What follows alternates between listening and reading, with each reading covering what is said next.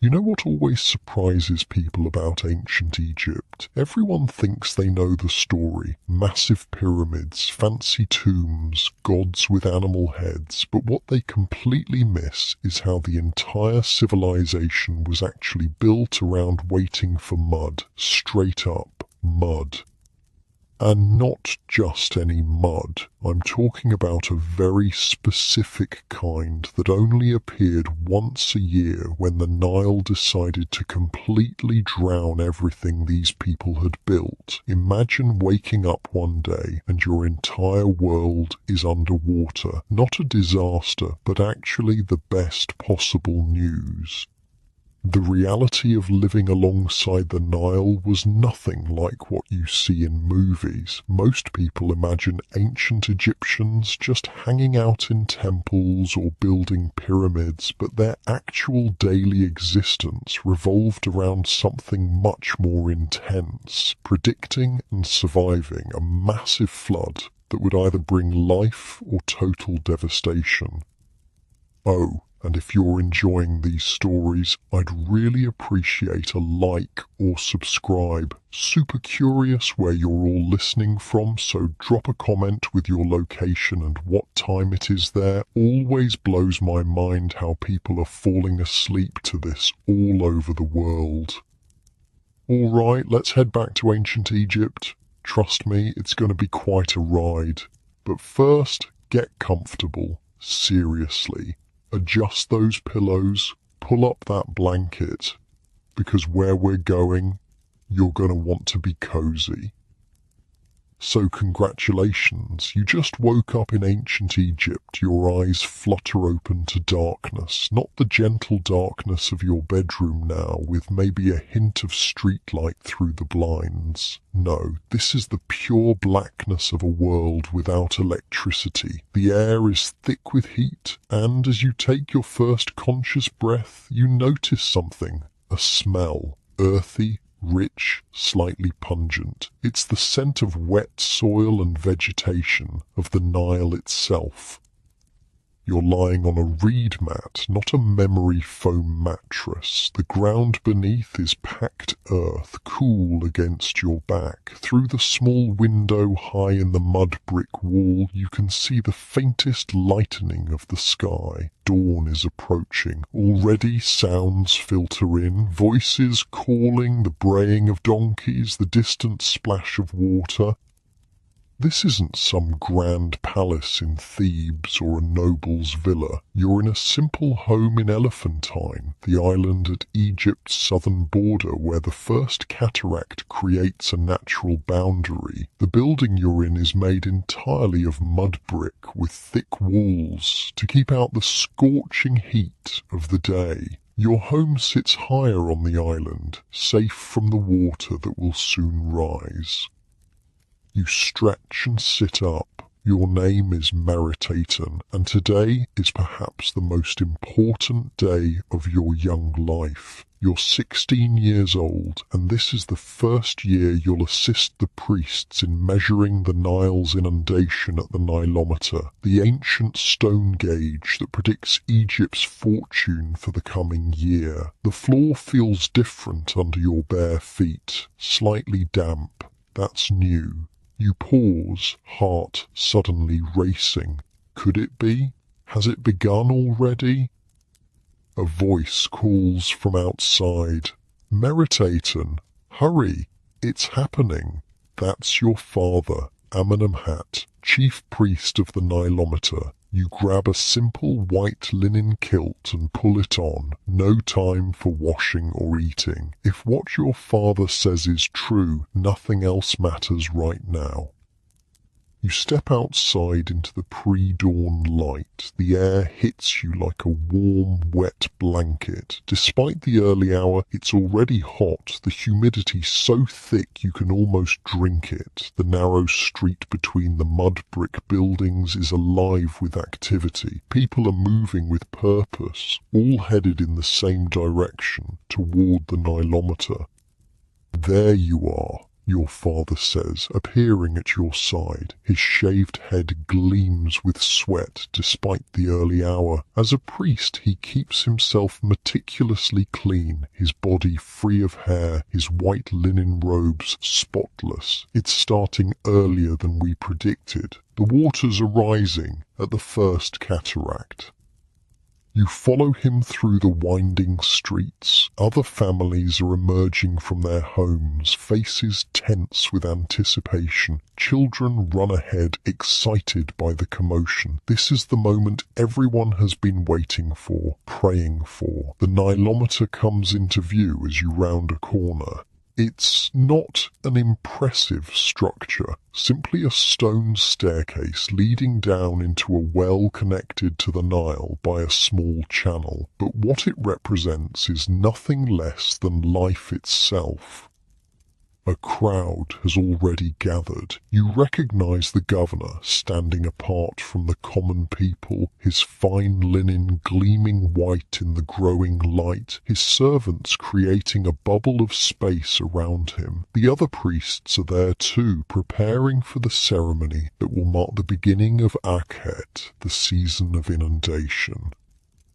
You've heard about this moment your whole life. You've seen the nilometer before, of course, but this is different. This is the first time you'll witness it in action, the first time you'll be part of the sacred measurement that will determine taxes, food supplies, and possibly survival for the entire kingdom. What most people don't understand about ancient Egypt is that the entire civilization, from the humblest farmer to the divine pharaoh himself, lived and died by the flood. Too little water meant famine, too much meant destruction. The difference between life and death came down to a few precise markings on stone. Your father leads you past the crowd to the nilometer itself. Already you can see water seeping into the well, covering the first few steps of the staircase. The king's messenger will be watching, your father whispers, adjusting your kilt. Whatever number we report will be carried to Memphis, and from there to the palace. The Divine One himself will want to know immediately if we will have abundance or less.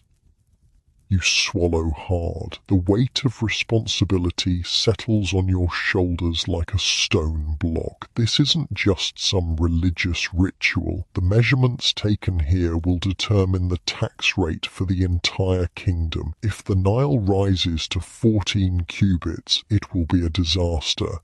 Barely enough water to irrigate the fields. If it reaches 16 cubits, the harvest will be abundant, and taxes can be higher. The perfect height is 16 cubits.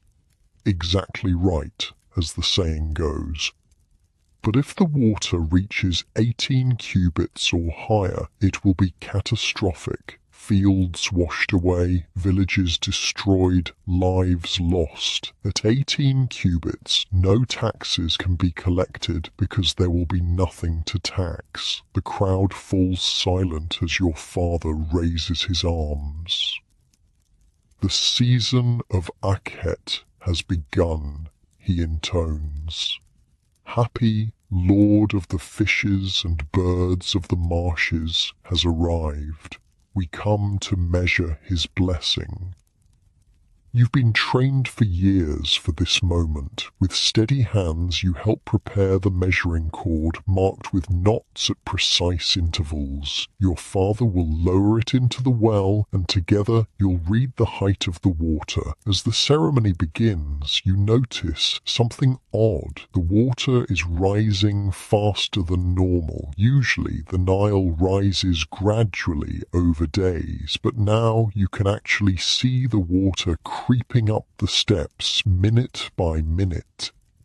Your father notices too. His face doesn't change. He's too well trained for that. But you catch the flicker of concern in his eyes. He leans close and whispers, "Watch carefully, my son. This is not normal. The gods are sending us a message." The measuring begins. You hold one end of the cord, while your father descends the steps until he's ankle deep in the rising water. The crowd watches in tense silence. Everything depends on this moment. Your father makes the measurement, then climbs back up. He gives the governor a slight nod, and relief visibly washes over the official's face. Your father turns to the crowd. 12 cubits already, with more to come. Happy brings a strong flood this year. Prepare your fields and your storehouses, for we will have abundance. A cheer rises from the crowd. 12 cubits this early in the season means the flood will likely reach the optimal 16. Not too little, not too much, just right. But as the crowd disperses, your father pulls you aside, his face grave. I told them what they needed to hear, he says quietly, but the truth is more complicated. The water is rising too quickly. If it continues at this rate, we could see 18 cubits or more. Disaster. And why didn't you tell them? You ask. Because panic helps no one, and because I could be wrong. The gods work in mysterious ways. Perhaps the rise will slow, perhaps not. We must watch and measure every day, and we must pray. He grips your shoulder. This is the true work of the Nilometer priest, meditating. Not just to measure, but to know when to speak and when to stay silent. Lives depend on our wisdom as much as our accuracy. As you walk back home, you see the community already preparing for the flood. Men are reinforcing the mud brick walls of their homes with extra clay. Women are moving food stores to higher ground. Children are helping wherever they can, carrying small items to safety. This, you realize, is the real Egypt, not the massive monuments or the grand palaces, but ordinary people preparing for the annual miracle and potential disaster that is the Nile flood. Every aspect of life revolves around this cycle. The calendar itself is built around it. Akhet, the inundation, Pere, the growing season, and Shemu, the harvest.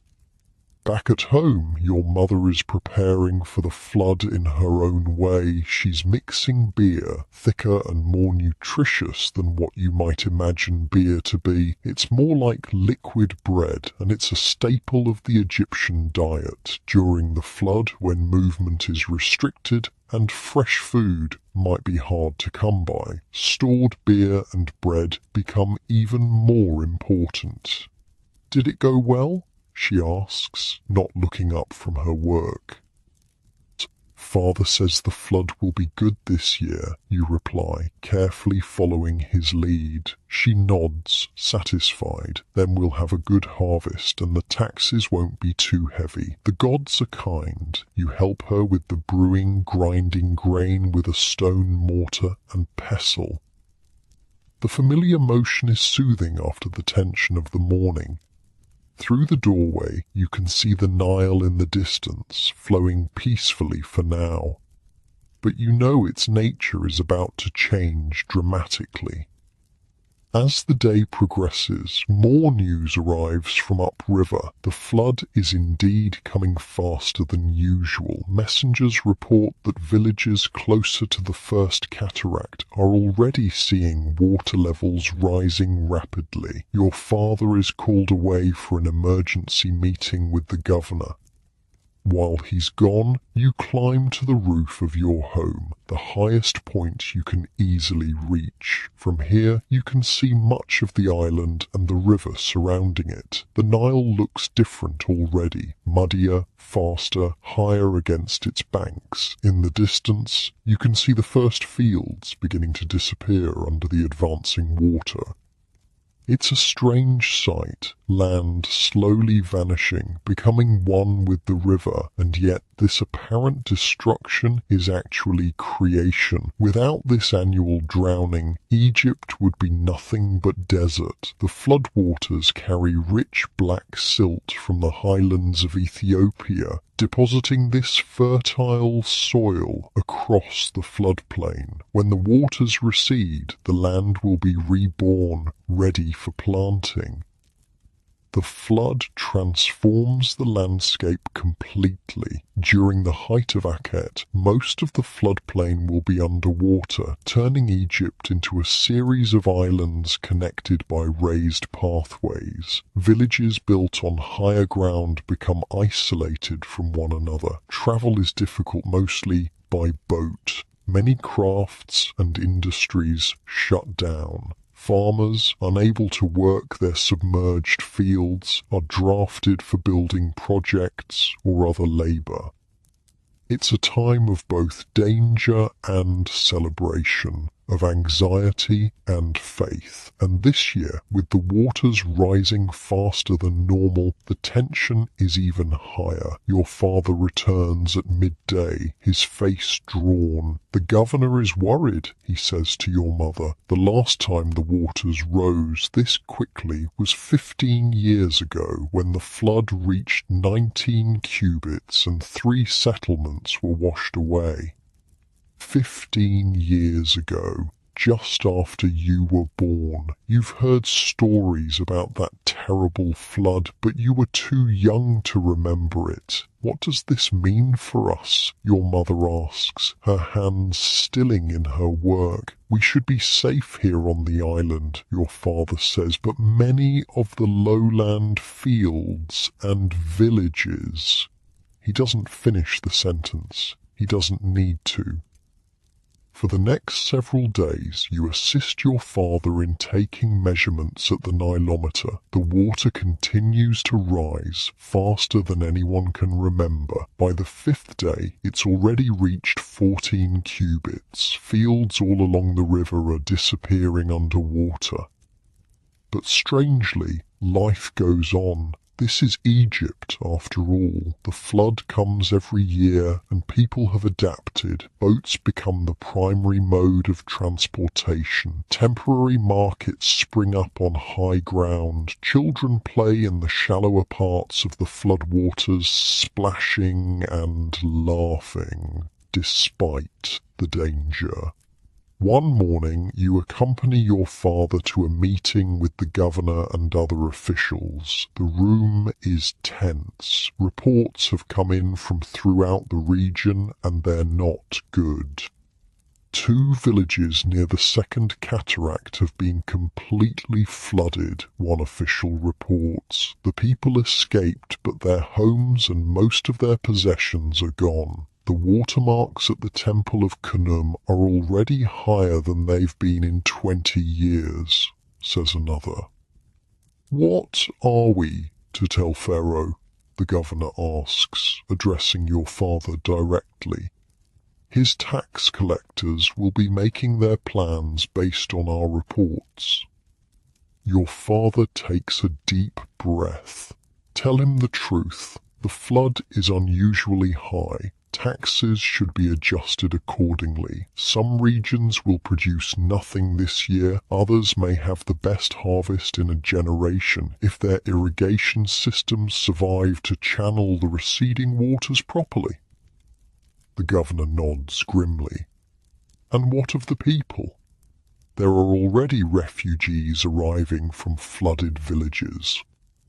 They must be housed and fed, your father says firmly. It is the will of Happy. Those who are blessed with safety must share with those who are not. Next year, it could be us seeking shelter. You realize something important in that moment. The nilometer isn't just a tool for measuring water. It's a measure of society itself, of how Egypt responds to crisis, of how people treat one another when the flood brings either abundance or disaster.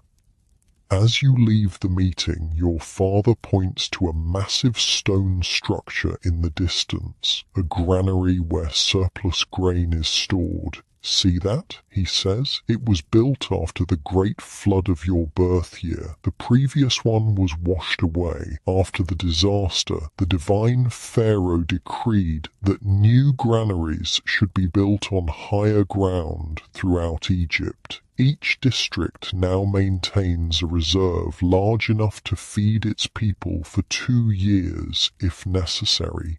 2 years, you ask, impressed?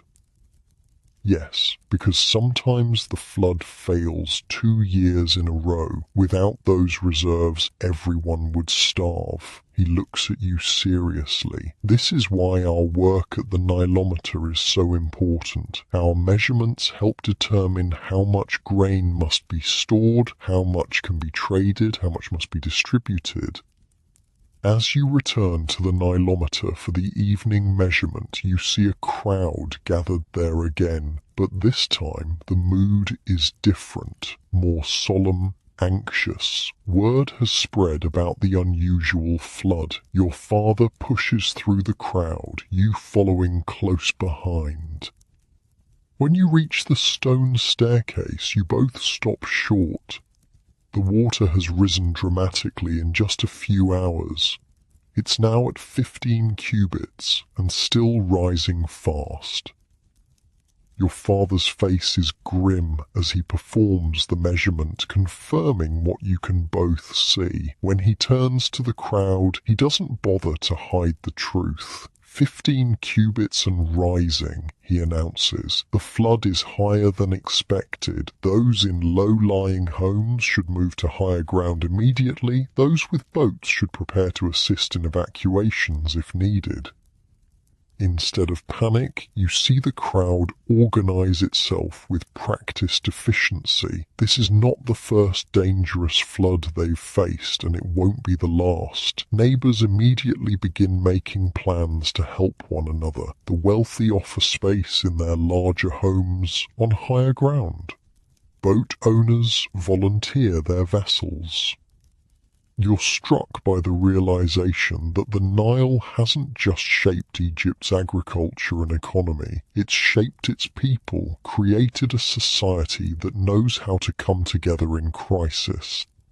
That night, the sound of the river keeps you awake. Even from your home high on the island, you can hear the rush of water growing louder as the flood continues to rise. The Nile is no longer the calm, life-giving presence you've known all your life. It's becoming something else, powerful, potentially destructive, a force of nature that demands respect.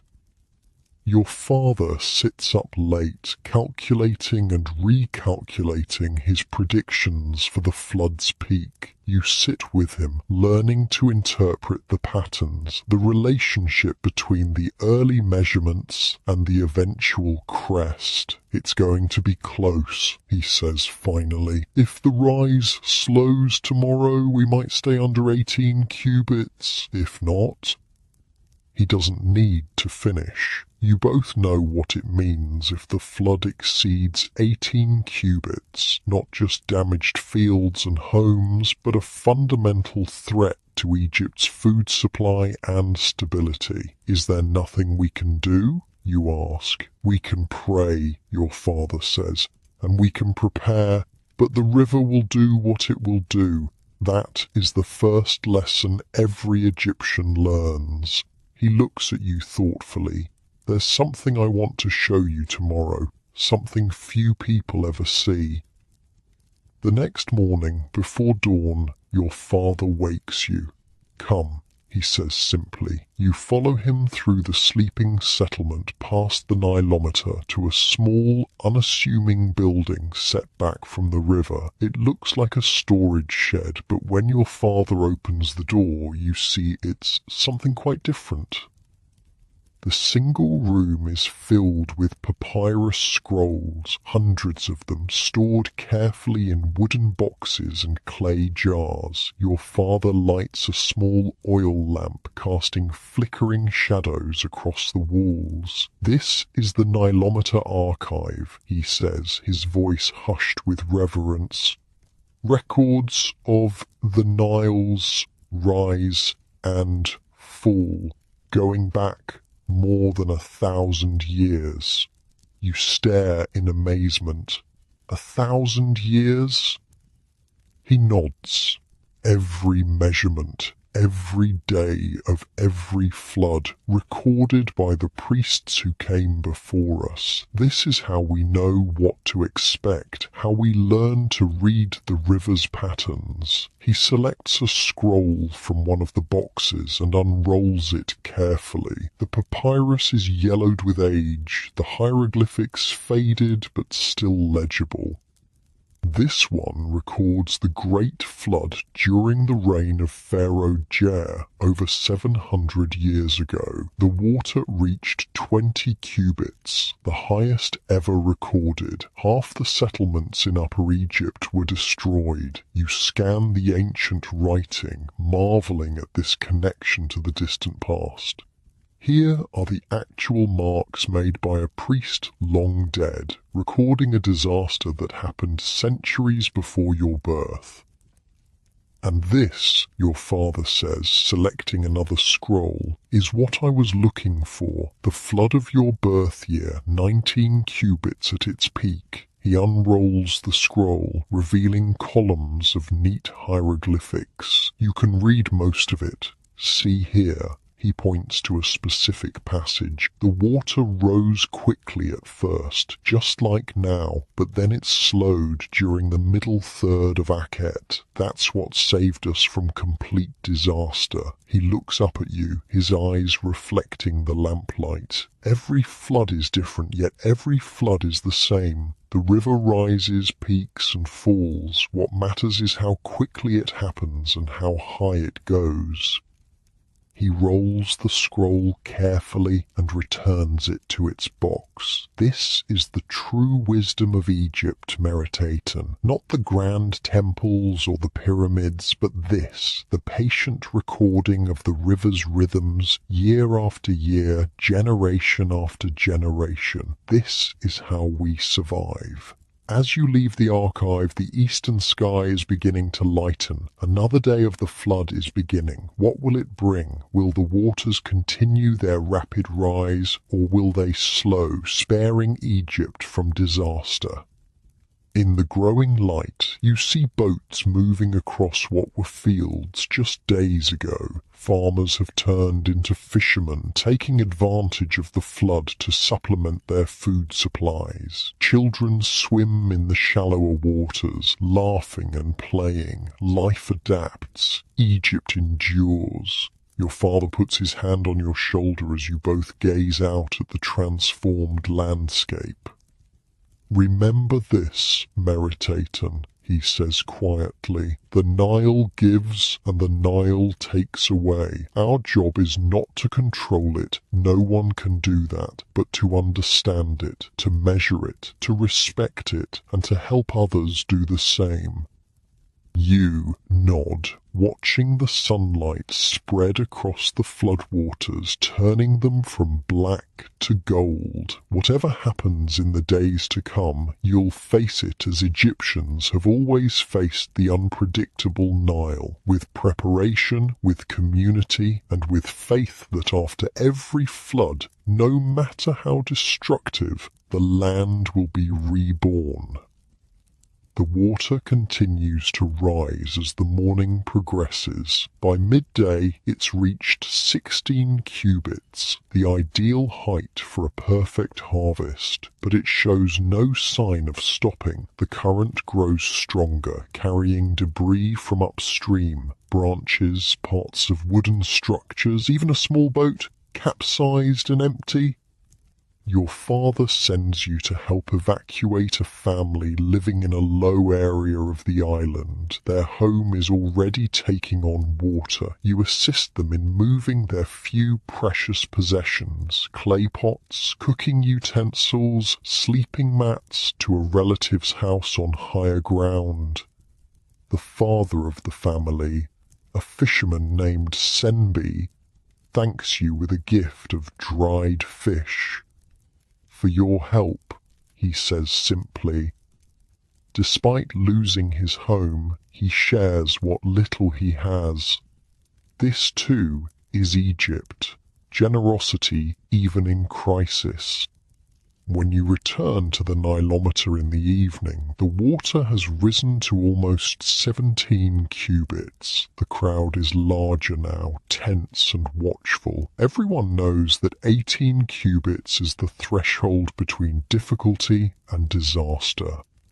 Your father performs the measurement with the same careful precision he always shows, but you can see the strain in his face when he announces 16 cubits and 4 palms. A murmur runs through the crowd, so close to the danger point already, and the flood has just begun. That night, you can't sleep. The sound of the river fills your ears, and your mind is full of images from the day. The submerged fields, the evacuated homes, the faces of the people balancing between hope and fear. You slip out of your sleeping mat and climb to the roof of your home. In the moonlight, the floodwaters seem to glow with an inner light. The transformed landscape is both beautiful and terrifying. The eternal dance of land and water, destruction and creation continues as it has since before the first pharaoh ruled.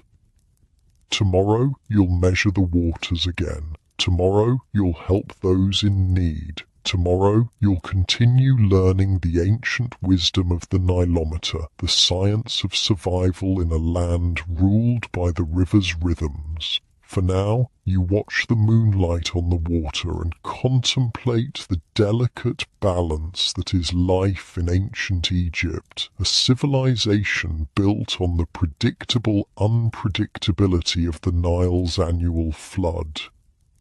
The village of Hut-Herib looked nothing like it did 3 months ago, where dusty paths and small mud-brick homes once stood. Now there was a sprawling lake stretching to the horizon. Only the tops of the tallest date palms and the village itself, built carefully on a rise of land, remained above the floodwaters.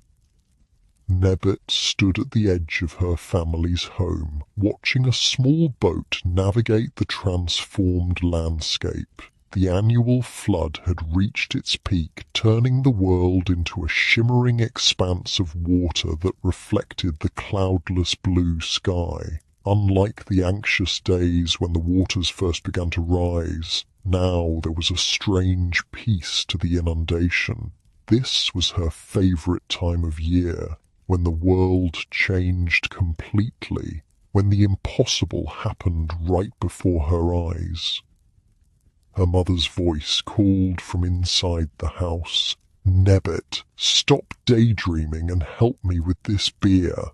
With a last glance at the water, Nebet turned and ducked through the low doorway. Inside, the single-room home was cool compared to the blistering heat outside. The thick mud-brick walls kept the worst of the sun at bay, while the small high windows allowed some light but little direct heat. Her mother, T, was bent over a large ceramic pot, stirring a thick mixture with a wooden paddle. The unmistakable sour smell of fermenting grain filled the air. "Here," T said, handing Nebet the paddle. "Keep stirring while I prepare the dates." Brewing beer was women's work, and at 12 years old, Nebet was expected to help. Unlike the thin, bitter beer you might know, ancient Egyptian beer was thick, sweet, and nutritious, more like liquid bread than a modern beverage. It was a staple food, consumed by everyone, from toddlers to elders. "The dates will make it sweeter," her mother explained, though Nebet already knew this. "We need to make this batch special." "For the Feast of Happy?" Nebet asked, continuing to stir the thick mixture. T nodded, slicing dried dates with practiced efficiency. "The highest flood in 10 years deserves our best offering. The Lord of the River has blessed us." The flooding had indeed been exceptional this year. When the waters first began to rise, there had been fear that it might be too much, a destructive inundation that would wash away homes and drown the carefully built irrigation systems. But the waters had risen steadily to just below the danger point, then stabilized. Now, 2/3 of the way through Akhet, the flood season, the entire village gave thanks daily to Hapi, god of the Nile flood, for his generosity. Outside, the sounds of children playing in the shallower water drifted through the doorway. Despite the dramatic transformation of their world, life went on. During the flood season, many normal activities were impossible. No farming could be done on the submerged fields. No extensive travel could happen on the now underwater roads. But other work continued, and new opportunities arose.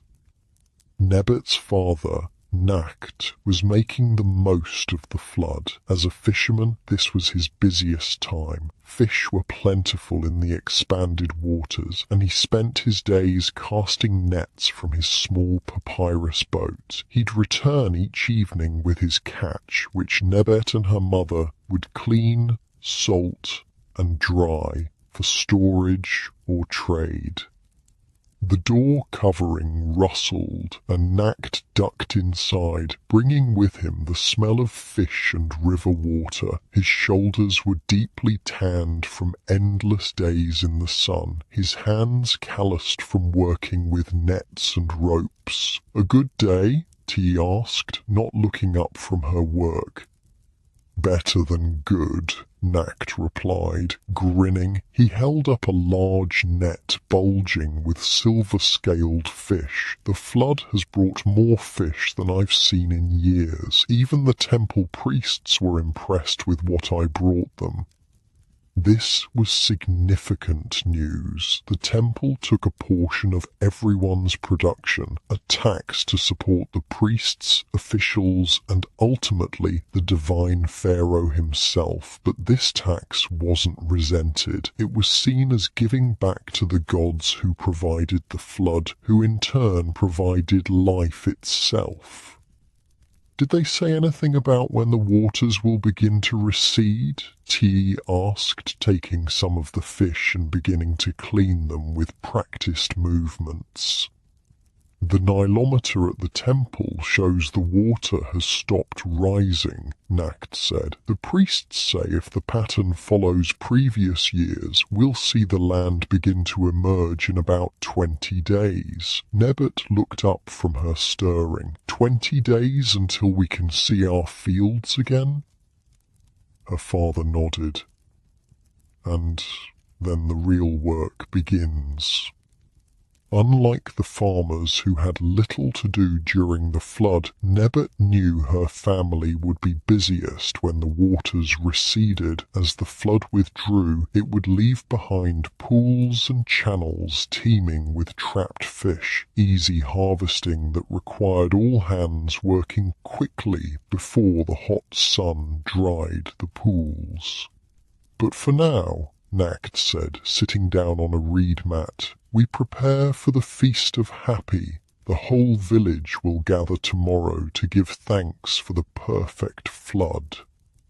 The feast was the highlight of Akhet, a celebration of the life-giving inundation. Everyone in the village would contribute what they could. Beer, bread, fish, vegetables from the few garden plots on high ground that remained cultivable during the flood. There would be music, dancing, and offerings to Hapi.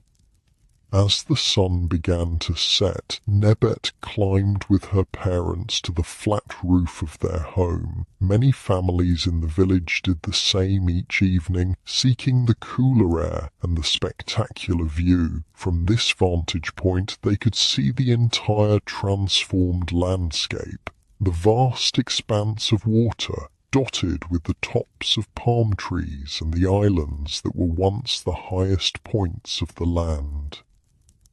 Small boats moved across the water, fishermen returning home or people visiting neighbours in nearby villages. In the distance, Nebet could make out the temple complex built on the highest ground and now surrounded by water like a fortress.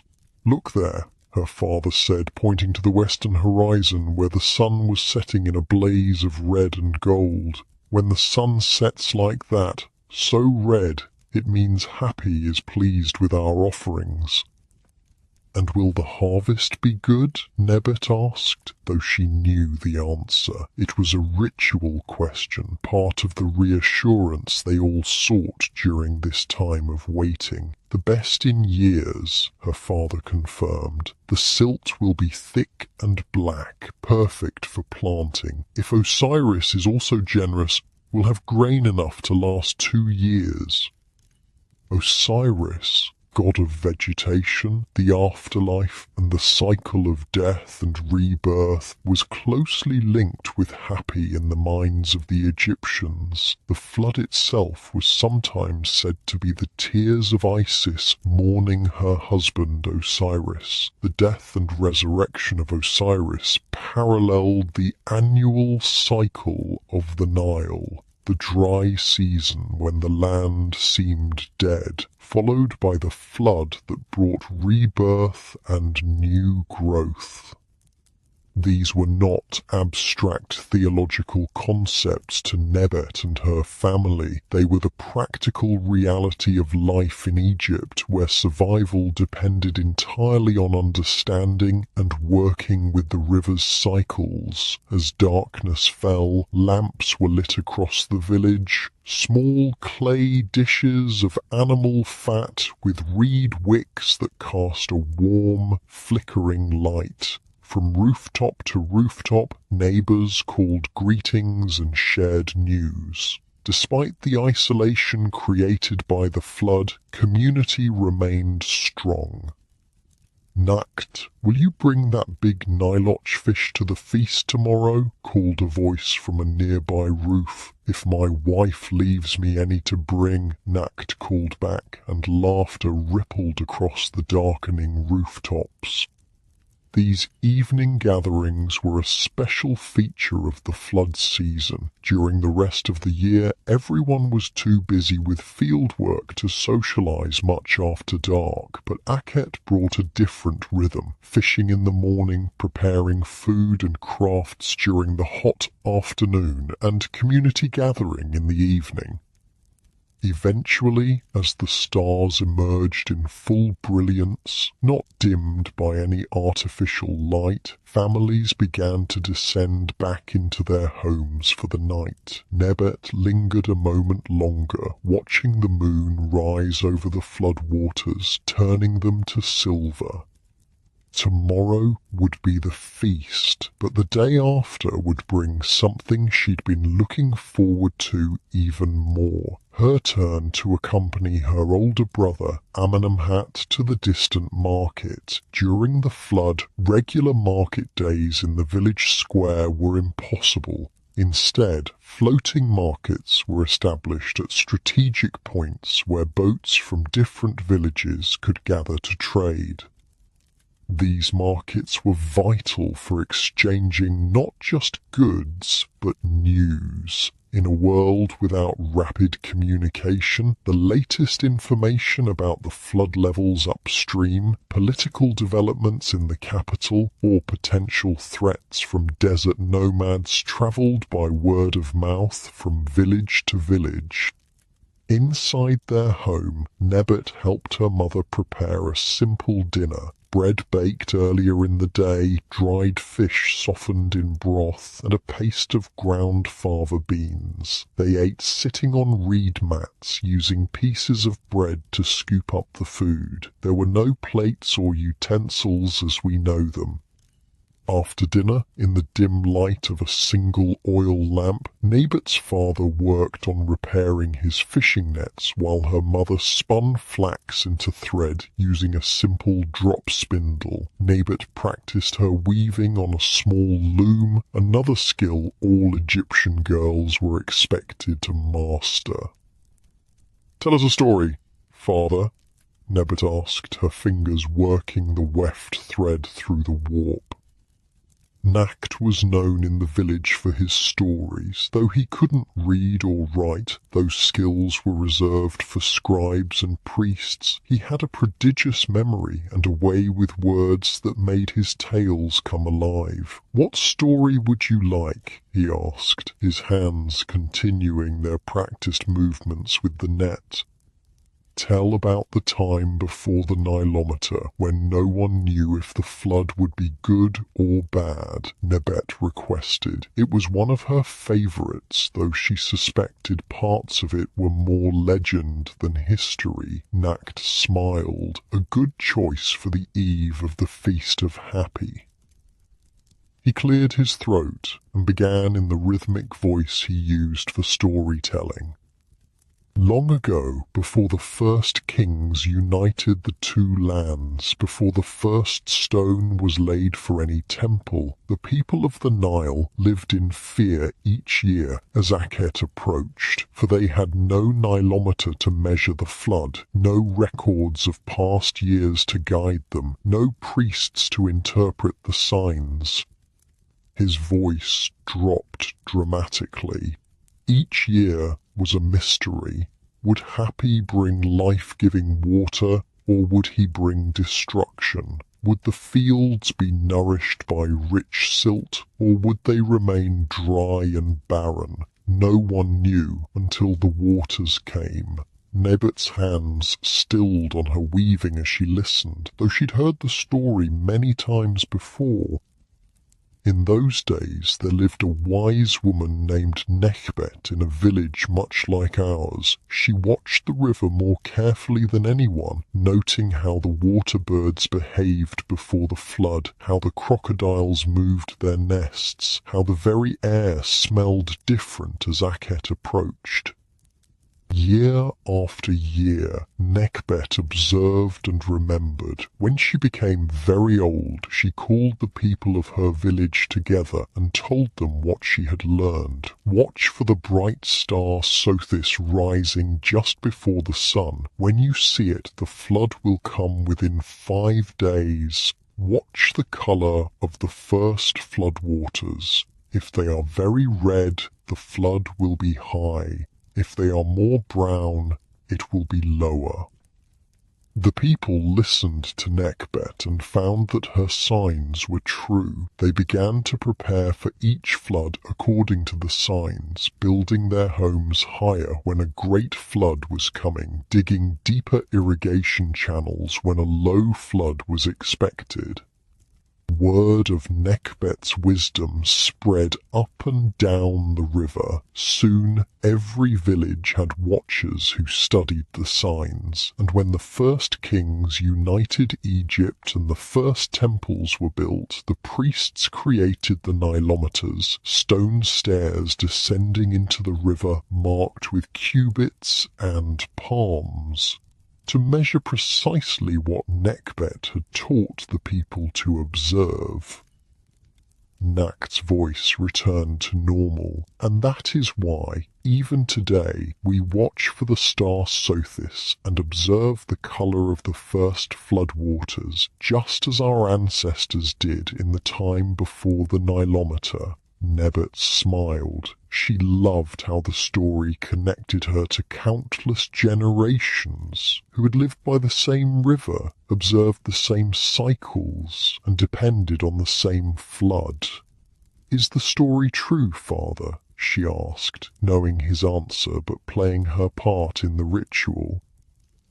"All stories contain truth," he replied, as he always did. Whether Nekhbet was one woman or the collected wisdom of many, the signs she taught are real. We still use them today, alongside the Nilometer. As the lamp burned low, the family prepared for sleep. There were no beds, as we would recognize them, simply reed mats rolled out on the packed earth floor. During the hottest nights, like tonight, many people chose to sleep on the roof instead, where the air was cooler.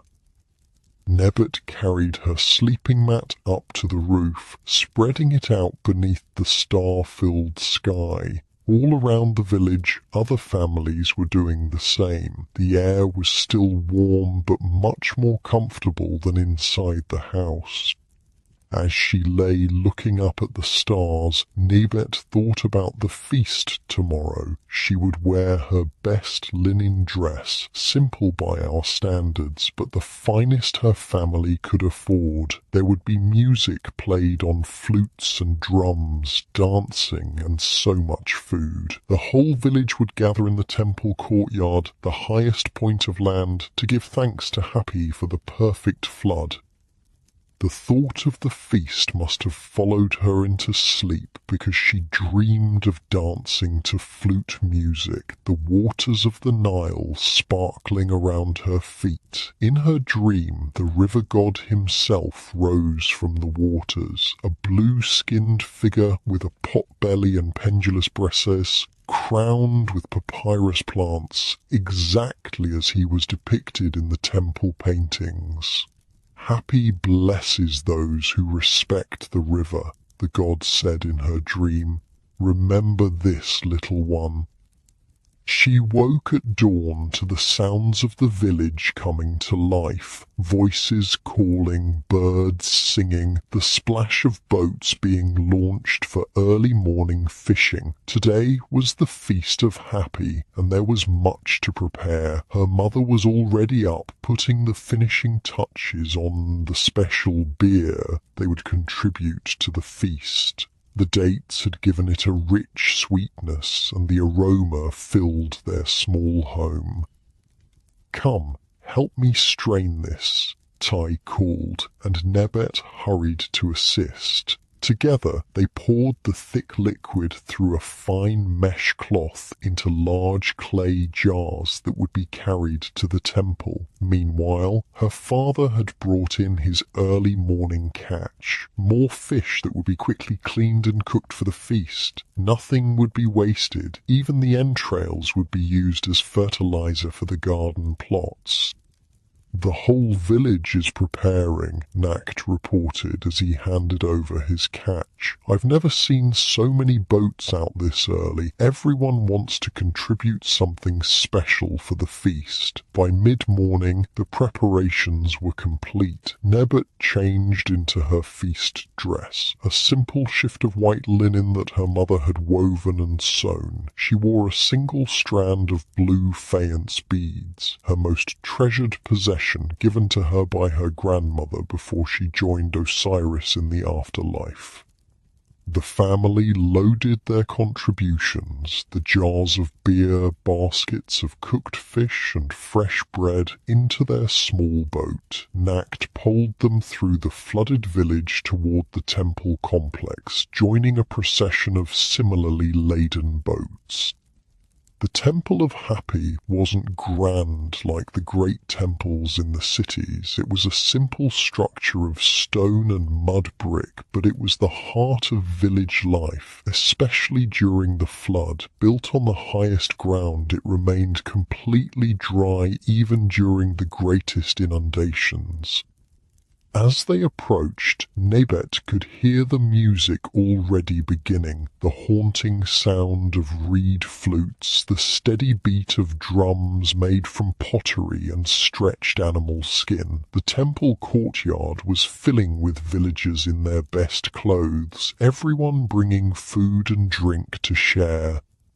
The priests stood at the entrance, dressed in white linen with leopard skins draped over their shoulders, the traditional garb for important ceremonies. They greeted each family, accepting offerings with formal blessings. "May Happy continue to bless your nets," the head priest said to Nacht as he presented their contributions. "May Isis make your beer sweet, and may Osiris bring abundance when the waters recede."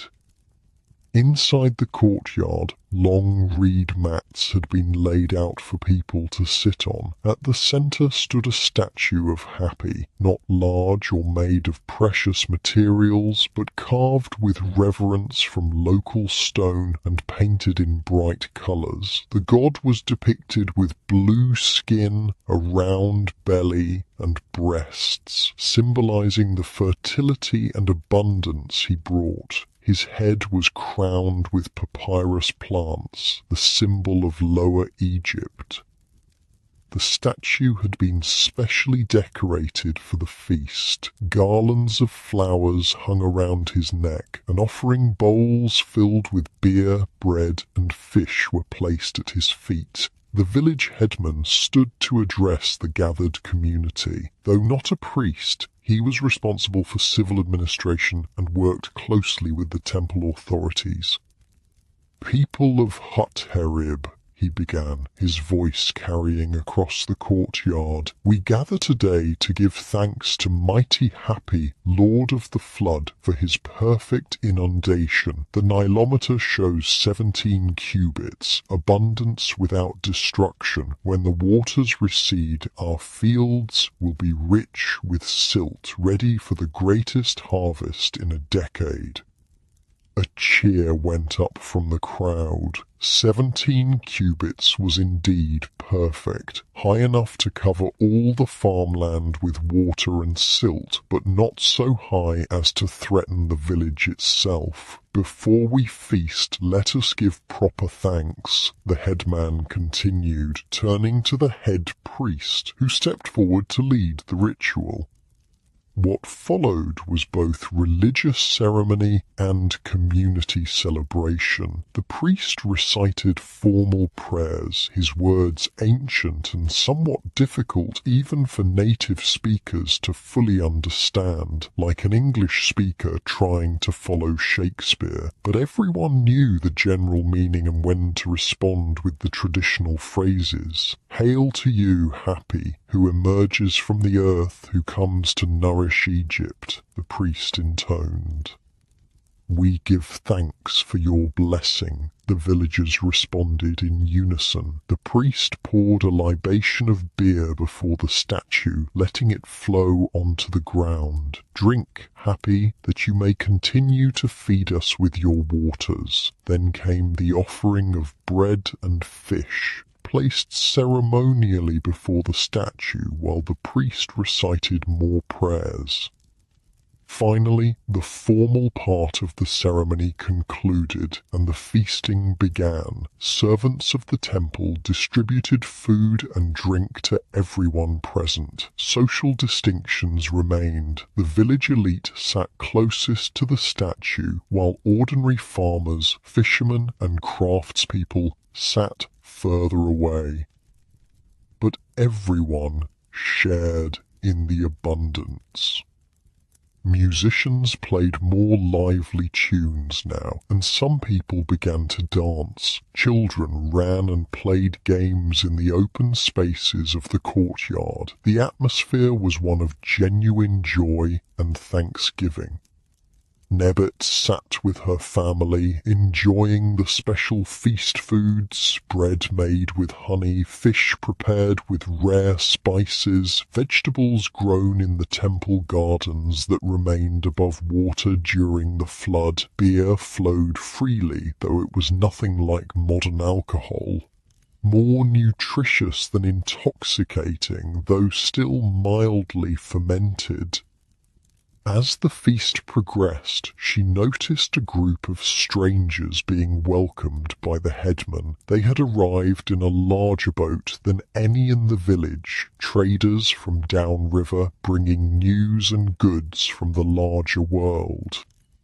These traders were a common sight during Akhet, with normal farming activities suspended. The flood season was the perfect time for commerce. Boats could travel directly across the floodplain, taking shortcuts impossible during the dry season when they were confined to the river proper and the canals.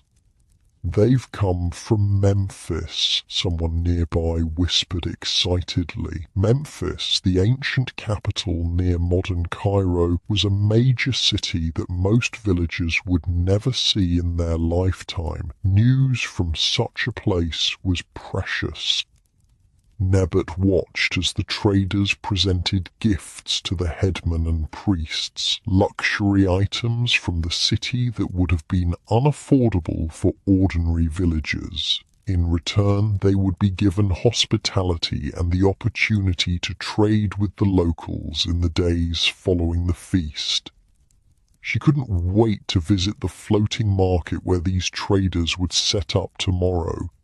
Perhaps they had beads like hers, or even the precious black coal that wealthy women use to line their eyes. The receding floodwaters revealed a transformed landscape. What had been a vast lake just weeks before was now a patchwork of wet, glistening mud and lingering pools. The rich black silt left behind by the flood, Kemet, the black land which gave Egypt its name, covered everything in a layer of fertility. Patan Marut wiped sweat from his brow and straightened his aching back. Like thousands of other men across Egypt, he had been drafted for the most important work of late Akhet, repairing and rebuilding the irrigation canals before the waters disappeared completely. All around him, men labored with wooden hoes and reed baskets, digging channels through the soft mud. The sun beat down mercilessly, turning the damp ground into a steaming sauna. But despite the heat and the back-breaking work, there was an atmosphere of purpose and even camaraderie among the labourers. Everyone understood what was at stake. If they failed to properly channel the receding floodwaters, the miracle of the Nile's bounty would be wasted. "Put your back into it, farmer," called the overseer, a local official named Amenemope, who carried a thin stick as a symbol of authority. "The water won't wait for lazy men." Patan Marut didn't bother to respond. At 42, he was older than most of the labourers and had been through enough floods to know the rhythm of this work. The overseer's bluster was just part of the process, like the heat and the mud and the aching muscles. He plunged his wooden hoe back into the mud, carving out another section of the canal that would direct water to his village's fields. This wasn't optional work. Every able-bodied man was required to serve in the corvée labour system for a certain number of days each year. It was their tax, their contribution to the community and ultimately to the divine pharaoh himself. During most of the year, Patan Marut was a farmer tending his fields of barley and flax, but during late Akhet he became a canal digger. His knowledge of the land, which areas drained quickly and which held water, where the soil was richest and where it was more sandy, made him valuable to the canal-building effort. "Water's coming," someone shouted from further up the canal. The men straightened and watched as a small surge of water flowed down the channel they'd been digging. This was the moment of truth. Would their work hold? Would the water follow the path they'd created? The muddy water flowed smoothly through the new section, picking up speed as it found the carefully calculated slope. A cheer went up from the workers. This branch of the canal system was working as designed. Amenemope nodded with satisfaction. "Good. Now we can move to the secondary channel. Bring your tools and follow me." The men gathered their simple implements and trudged after the overseer, leaving behind the now flowing canal. As they walked, Patan Marut found himself alongside Usa Haight, a younger man from a neighbouring village. "How many more days of service do you have?" Usahate asked, adjusting the wooden hoe on his shoulder. 3 more after today, Parton Marut replied. And you? 5. It's my first year with full service obligations. Userhet looked around at the vast project underway across the floodplain. I never realized how much work goes into the canals. Parton Marut nodded. Most don't until they serve their time, but without this... He gestured to the complex network of channels being dug across the landscape. None of us would eat. The canal system was the true marvel of Egyptian civilization, more impressive in its way than the temples and pyramids. Every year after the flood, this entire infrastructure had to be rebuilt. Thousands of kilometers of waterways, from major arteries that could float boats to tiny capillaries that delivered water to individual fields.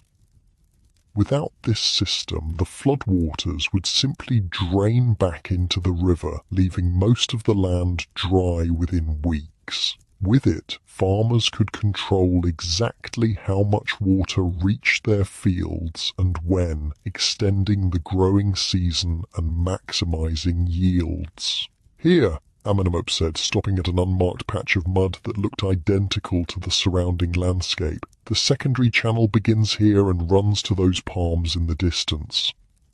How did he know? There were no visible markers, no signs that a canal had ever existed here, but Parton Marut knew the answer. The overseer carried a papyrus scroll, the canal map for this district, created and maintained by scribes over generations. Every channel was recorded, its dimensions and direction precisely noted.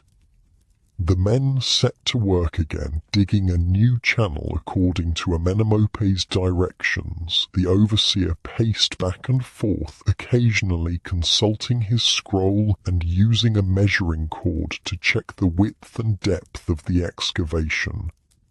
Canal building was an exact science. The slope had to be just right, too steep and the water would flow too fast, eroding the banks, too shallow and it would stagnate, creating breeding grounds for disease-carrying insects. The width and depth had to match the volume of water expected, and the entire system had to work together, with main channels feeding secondary ones, which in turn fed the smallest field ditches.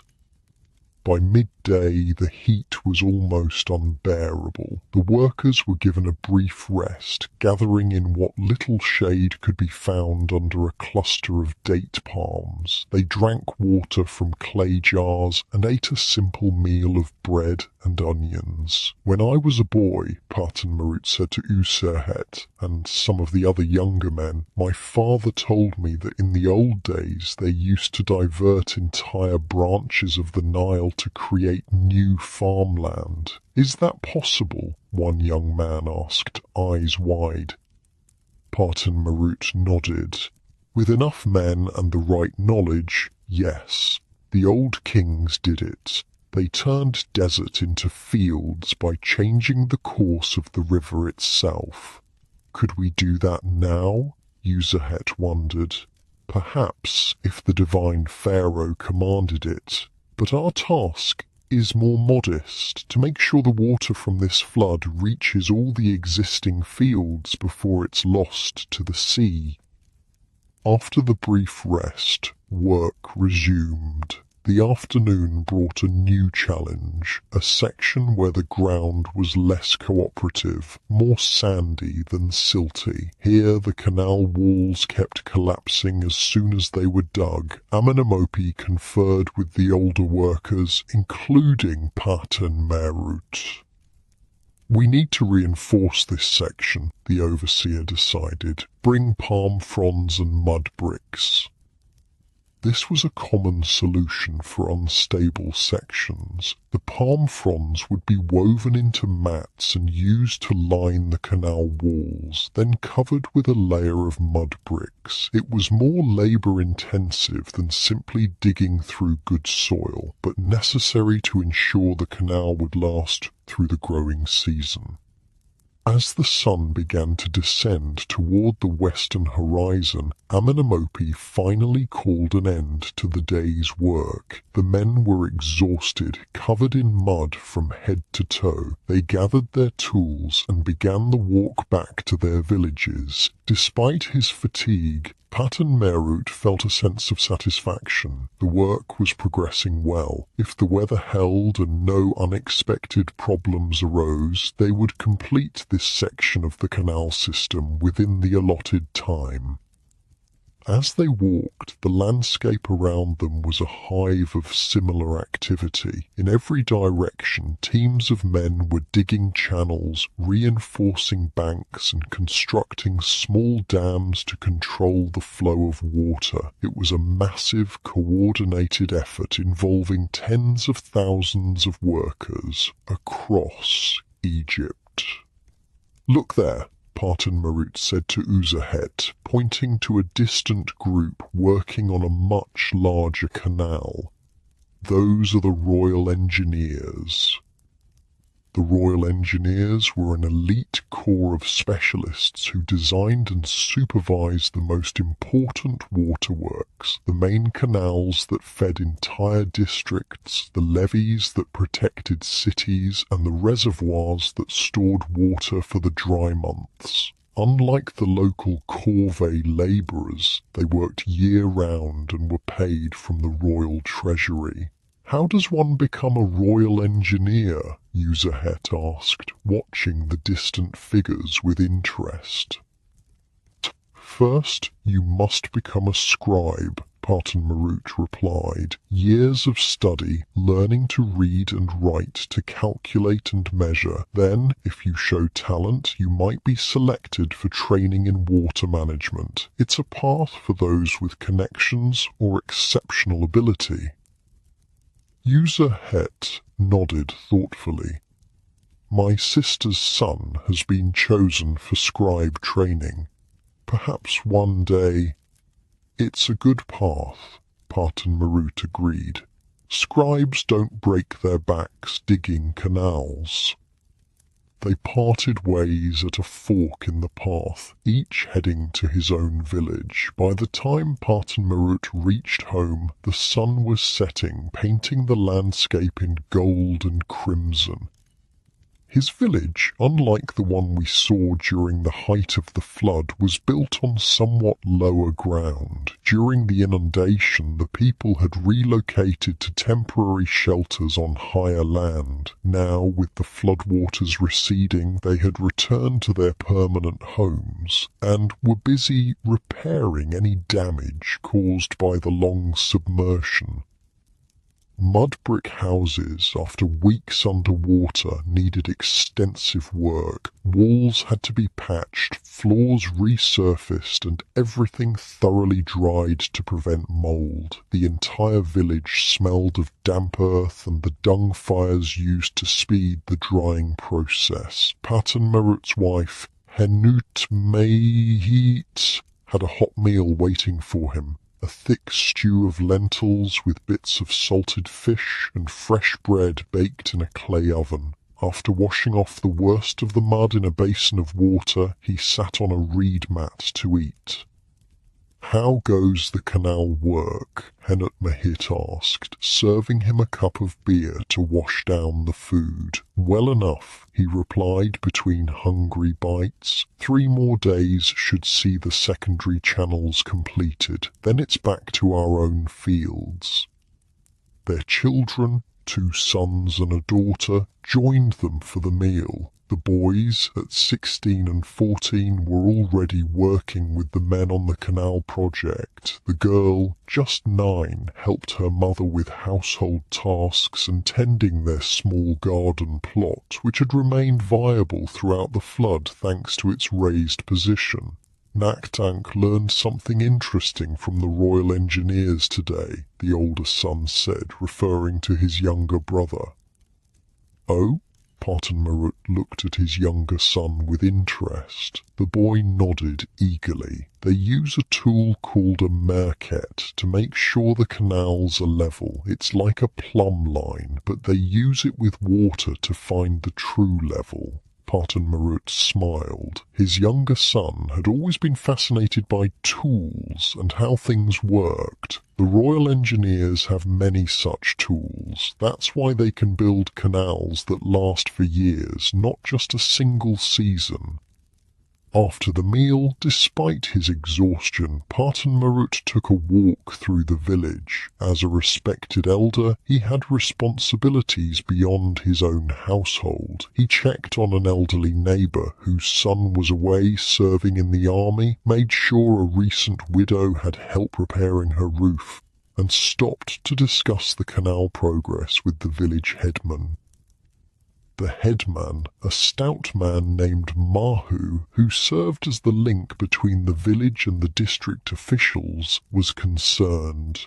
The overseer says we're behind schedule, he told Parton Marut. If the channels aren't ready when the last flood waters recede, we'll lose precious growing time. We've faced worse, Parton Marut reassured him. Remember the year of the Great Flood when half the dikes washed away? We still managed to plant before Pare was half over. Peret, the growing season, followed Akhet in the Egyptian calendar. It was the time when crops were sown and tended, lasting roughly from November to February. After Pare came Shemu, the harvest season, from March to June. Then the cycle would begin again with the next flood. True, Mahu acknowledged, but the district governor is pressing for faster progress. He has quotas to meet, grain projections to fulfill.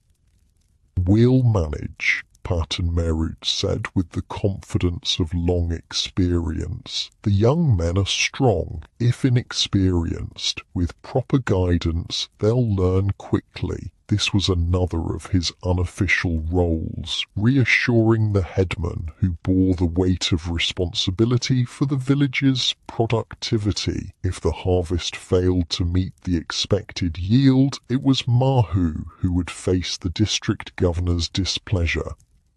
By the time Parton Marut returned home, night had fallen completely. Inside his house, a small oil lamp provided the only light, a simple clay dish filled with animal fat with a reed wick. His family was preparing for sleep, spreading reed mats on the packed earth floor.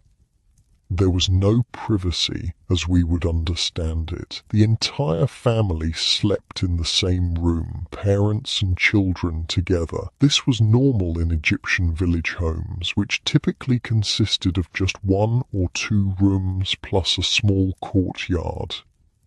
Despite his exhaustion, Parton Marut found it hard to fall asleep. His back ached from the day's labour, and his mind was busy with calculations and concerns. How much seed would they need for planting? Would the barley field, which had yielded poorly last year, do better with the rich new silt?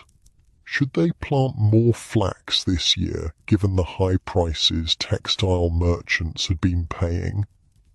These were the thoughts that occupied a farmer's mind during late Akhet, planning for the growing season to come, making decisions that would determine his family's prosperity for the entire year. Beside him, Henut Mahit stirred. "You're not sleeping," she observed quietly. "Too many thoughts," he admitted. "About the canals?" "About everything. The canals, the planting, the children." He sighed. Nakt Ankh is showing interest in the engineer's work. Perhaps he could train as a scribe. Henut Mahit was silent for a moment. That would be a better life for him. Easier on the body, if not the mind. Parton Marut nodded in the darkness. Every parent hoped their children might rise to a higher station, escape the endless cycle of physical labor that defined a farmer's existence. But scribe training was expensive and required connections. It would mean sacrifices for the whole family. "We'll see," he said finally. "For now, we focus on this season, one flood at a time, as my father used to say." He felt his wife's hand find his in the darkness, a small gesture of solidarity and comfort. Together they had weathered many floods, many plantings, many harvests. Whatever challenges this year brought, they would face them as they always had.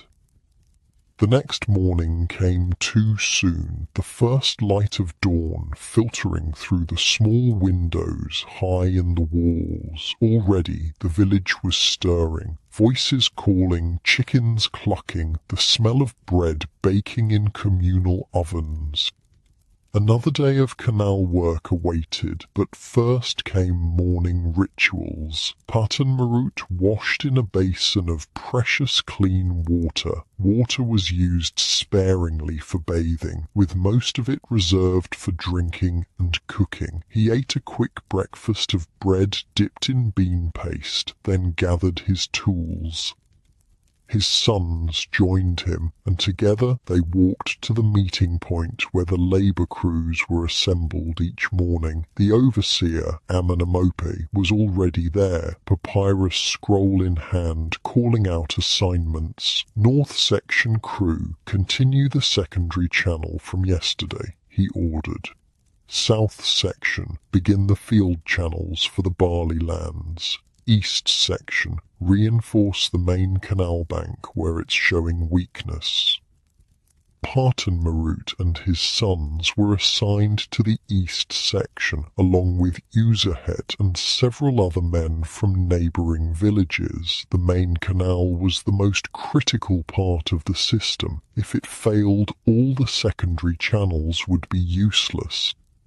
They walked to their assigned section, where the problem was immediately apparent. A section of the canal bank was slumping, the mud sliding back into the channel. If it continued, it could block the water flow or even cause a breach that would flood areas not meant to receive water yet.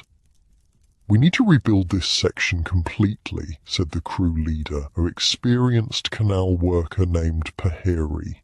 "Remove all the soft mud, then rebuild with alternating layers of stiff clay and plant fibre." This was more complex work than simple digging. It required knowledge of materials and construction techniques. Patan Marut, with his years of experience, was put in charge of a small team, including his sons and Uzahet. "First, we scrape away all this loose material," he instructed. "Ingay. Get down to firm soil. Then we'll lay the reinforcement." The younger men set to work with enthusiasm, if not always with skill. Patan Marut corrected them gently, showing them how to test the firmness of the soil, how to shape the bank at the proper angle. "Not so steep," he told his younger son, who was forming the new bank. "If it's too steep, it will just slump again when it gets wet. A gentle slope is stronger." As the morning progressed, their section of rebuilt bank took shape. Plant fibres, mainly straw and palm fronds, were layered with clay to create a strong, flexible structure that could withstand the pressure of water. This was ancient technology, used since the earliest days of Egyptian civilization, but still effective. Around midday, an unexpected visitor arrived at the work site, a scribe, identifiable by his clean white kilt and the writing kit he carried, a wooden palette with depressions for black and red ink, and reed pens tucked behind his ear. He was accompanied by two soldiers, their bronze-tipped spears glinting in the sunlight.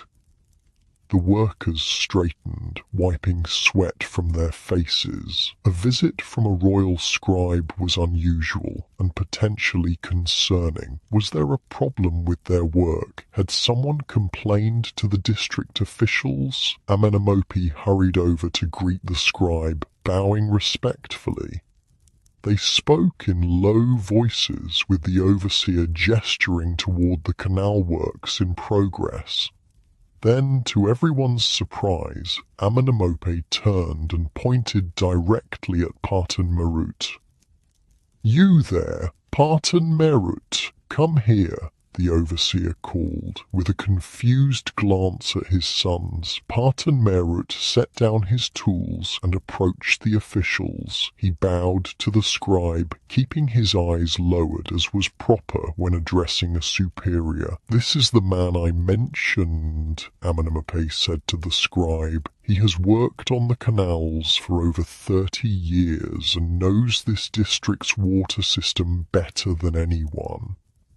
The scribe looked Parton Marut over with an appraising eye. "You understand canal construction?" he asked. "I know what works and what doesn't in our soil, honoured one," Parton Marut replied cautiously. "I've seen many floods come and go." The scribe nodded. "Good. The Royal Engineers are facing a challenge with the new reservoir project north of here. The soil is similar to your district. They need experienced men to advise on local conditions." Parton Marut's heart skipped. The Royal Engineers? The reservoir project? This was far beyond his usual corvée service.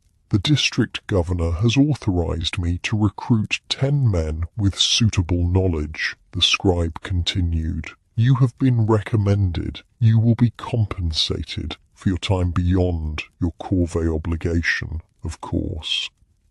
It was both an honor and a concern. Working with the Royal Engineers would mean leaving his village, perhaps for weeks. His own fields would need attention soon, but the compensation might make a significant difference to his family's prosperity, and the knowledge he might gain from working alongside the kingdom's best water engineers could benefit his entire community.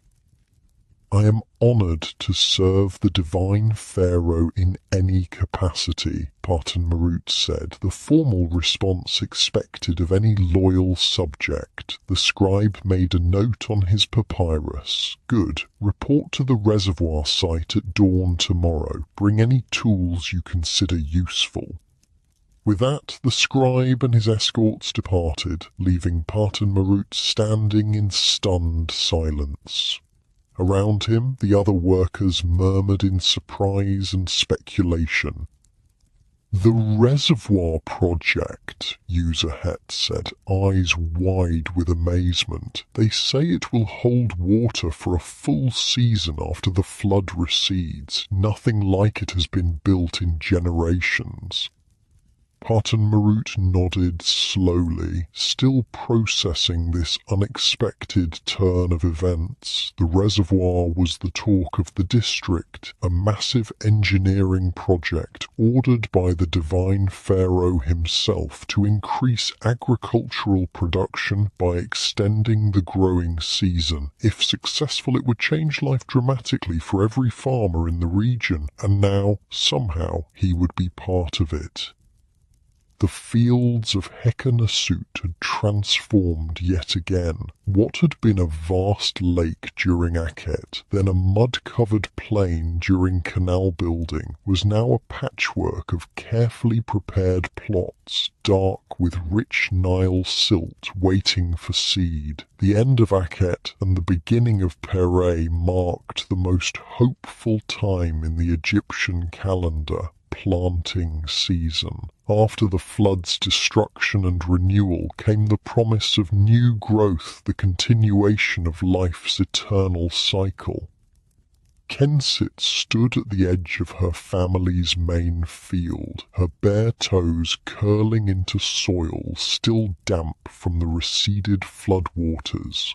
At 35, she had seen this transformation many times, yet it never failed to fill her with quiet wonder. The Nile's gift, this black fertile earth, was what made everything possible. "Are you going to stand there all day, or help with the ploughing?" called her husband, Senbi, from where he struggled with their wooden plough and reluctant ox. Kensit smiled and walked toward him. Unlike wealthier farmers who owned several oxen, they had just this one aging animal purchased after years of saving. Before that, they had pulled the plough themselves, back-breaking work that made even working with this stubborn beast seem like a blessing. "He's not happy today," Senbi grunted, trying to keep the plough's wooden blade cutting a straight furrow through the soil. Kensit moved to the ox's head, stroking its nose and speaking in soothing tones. "Come, old one, just a few more hours and you can rest." The animal seemed to respond to her touch, pulling more steadily as Senbi guided the plough. This was their rhythm, developed over 15 years of marriage and farming together. He had the strength to handle the plough. She had the patience to manage the animals and children. Their field wasn't large, about 1.5 aroras, the standard Egyptian unit of land measurement, roughly equivalent to 1 acre, but it was their own, inherited from Senbi's father, and with good management it produced enough to feed their family with a small surplus to trade for necessities they couldn't produce themselves.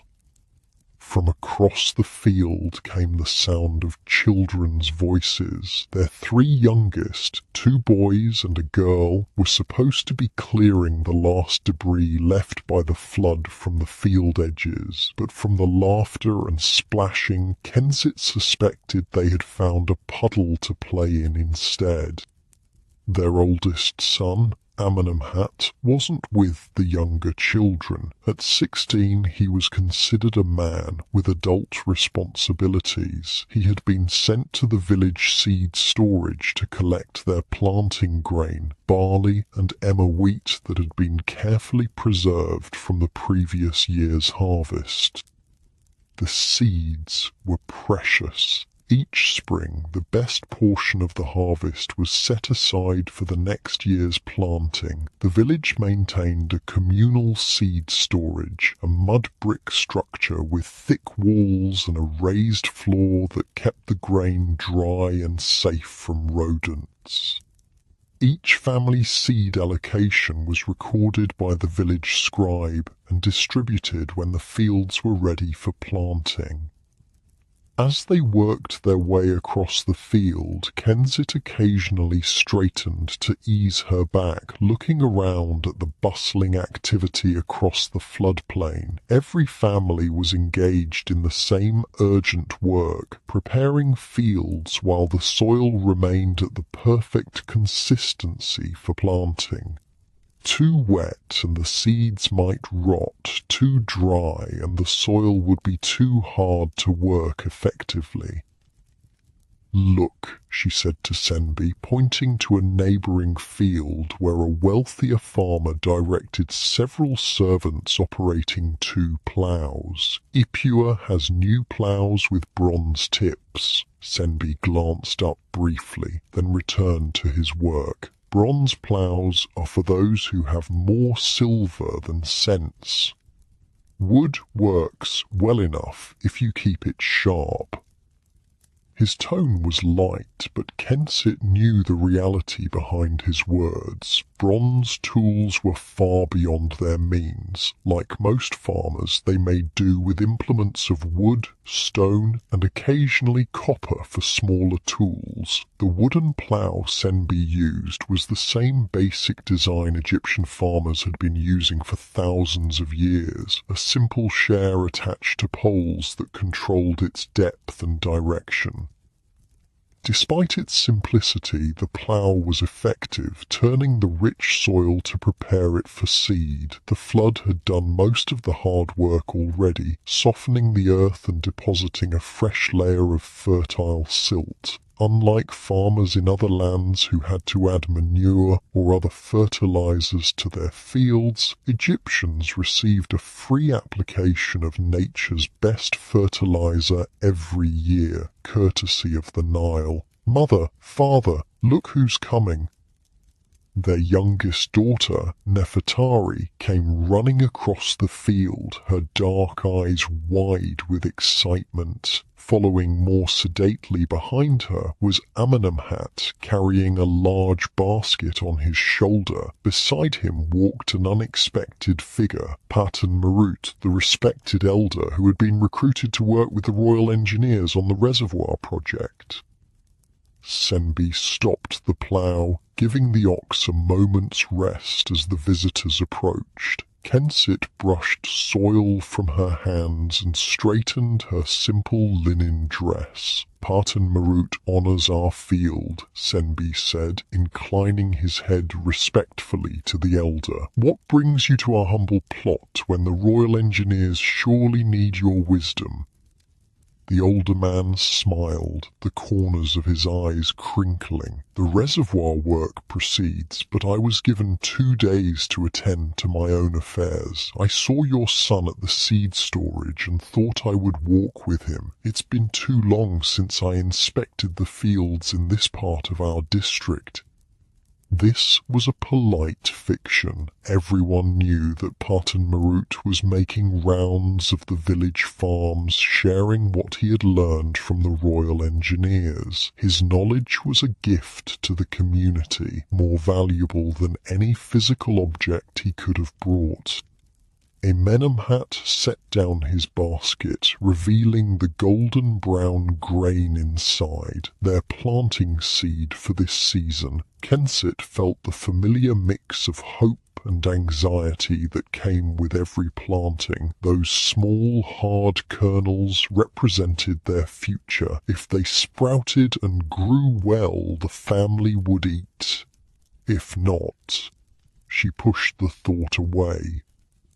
"The engineers have shown me a new method for preparing seed," Patan Marut said, kneeling beside the basket. "They soak it in river water mixed with natron for 1 night before planting. They claim it makes the seed sprout more quickly and deters pests. Natron, a naturally occurring mineral salt collected from dried lake beds, was used for everything from preserving mummies to cleaning teeth. That it might help crops was a new idea, at least to the farmers of Hekenasut." "Does it work?" Senbi asked, practical as always. "The royal fields show promising results," Patan Marut replied. "I've brought a small amount of natron to share." He produced a linen pouch from his belt. "Enough for your seed, if you wish to try." This was a generous gift. While not rare, natron had to be traded for, and Patan Marut was sharing knowledge and materials he could have kept for his own fields. "We are grateful," Kensit said, accepting the pouch. She looked at her eldest son. "Amenemhat, find a clean pot for soaking the seed tonight." The boy nodded and hurried off toward their home, a simple mud brick structure visible in the distance, where the cultivated fields met the slightly higher ground of the village proper. Patan Marut stayed for a while, discussing the canal system and water distribution with Senbi. The 2 men walked the boundaries of the field, examining the small irrigation channels that would bring water from the larger canals to this specific plot. "The new reservoir will change how we irrigate," Patan Marut explained. "Instead of depending entirely on the flood, we'll have water available later into the growing season." And who will control this water? Senbi asked, the question that concerned every farmer. The same officials who oversee the canals, Parton Marut replied, but with more consistent water throughout the year, there will be less competition for it during critical times. Kensit listened while continuing to work. The politics of water didn't interest her as much as the practical reality of getting their crops planted on time. She called her younger children over to help prepare the remaining section of the field, showing them how to break up clods of earth with wooden hoes. Eventually, Parton Marut took his leave, moving on to the next farm to share his knowledge. Senbi returned to the plough, and the family fell into the rhythm of their work, the steady pace of the ox and plough, the children clearing debris, Kensit smoothing the ploughed soil with a wooden rake. By midday, the sun was high and hot. The brief respite of cooler temperatures that came with the flood was over. Egypt's relentless heat had returned. The family retreated to a small shelter at the field's edge, just a simple roof of palm fronds supported by 4 poles, to eat a midday meal and rest during the worst of the heat. Amenemhat had returned from the house with food, bread, dried fish, and a few onions, and a clay jar of water. They ate in companionable silence, hungry from the morning's work. "Tomorrow we plant?" asked one of the younger boys, Jehuti, who at 8 years old was still learning the agricultural cycle. "Tomorrow we plant the barley," Senbi confirmed. "The wheat will wait 2 more days." Staggering the planting was a common strategy, spreading both the work and the risk. If disease or pests struck, or if an unexpected dry spell came, it was better not to have all crops at the same vulnerable stage. After their brief rest, work resumed. The afternoon was devoted to final preparations, checking the irrigation channels, clearing the last debris, and setting up boundary markers. Stone markers engraved with the family's name defined the edges of their field, an important precaution in a land where the annual flood could erase visible boundaries. As the sun began its descent toward the western horizon, Senbi finally called an end to the day's work. The family gathered their tools, the plough, hose, and rake, and began the walk back to their home in the village. Kensit watched as her husband ran a practiced hand over the wooden plough, checking for any damage or wear that would need to be repaired before tomorrow. The implement was simple but essential, a curved piece of acacia wood tipped with a slightly harder wood, with handles extending up and back for the ploughman to guide it.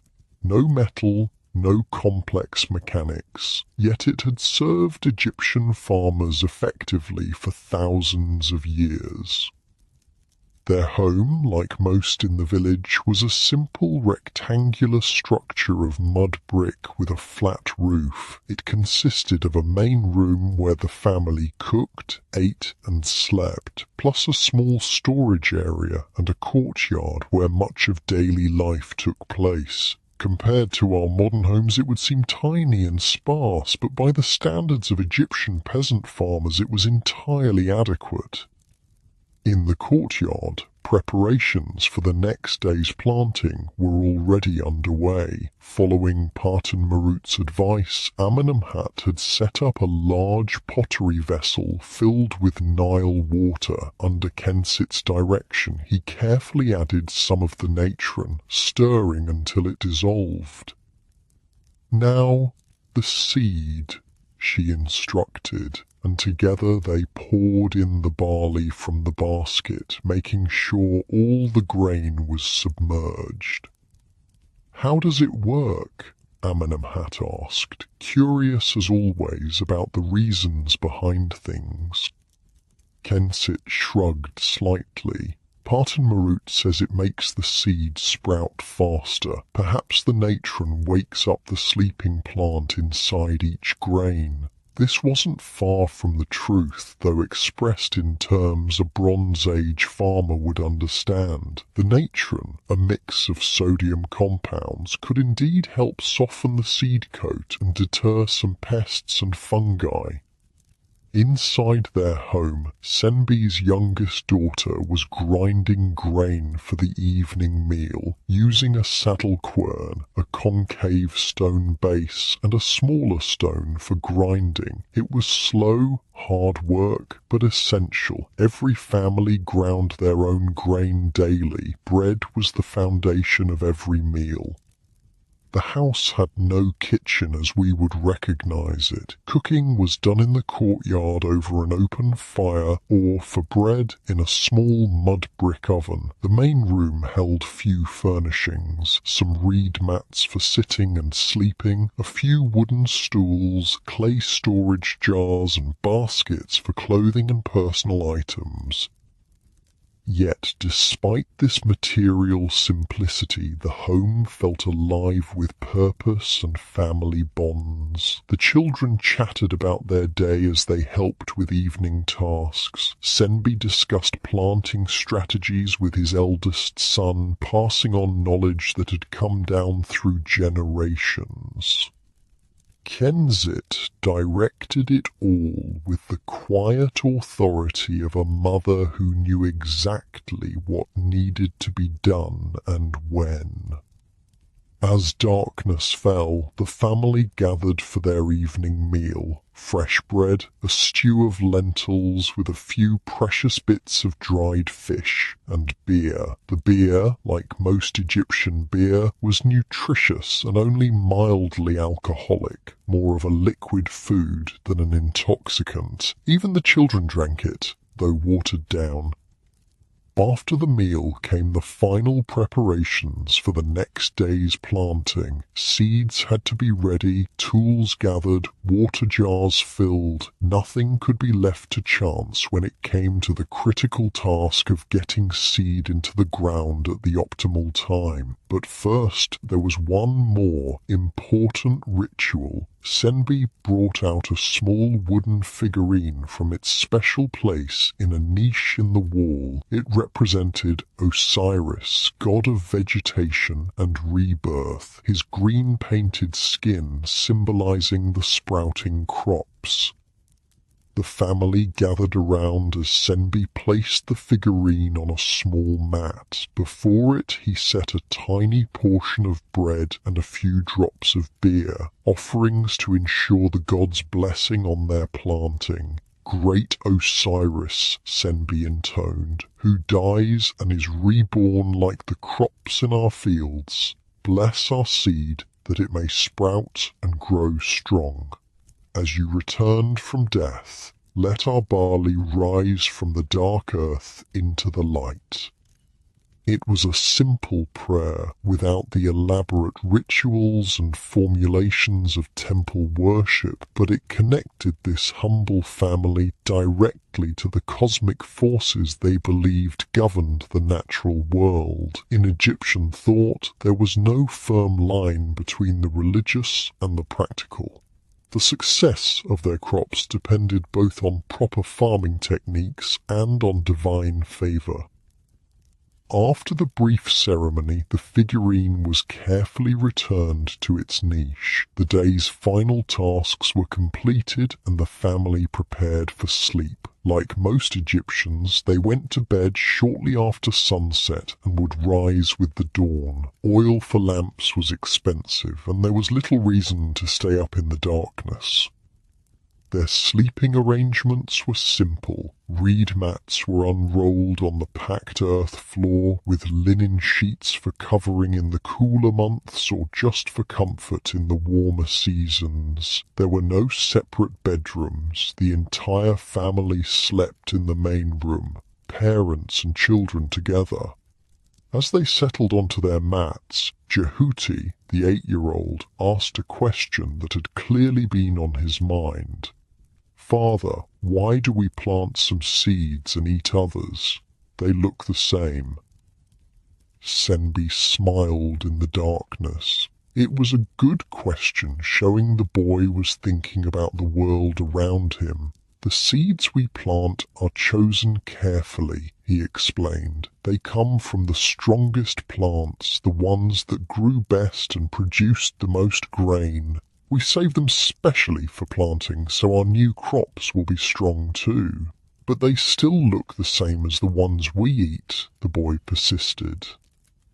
To our eyes, yes, Senbi agreed, but the gods can see the difference. They see the strength hiding inside each seed, waiting to grow.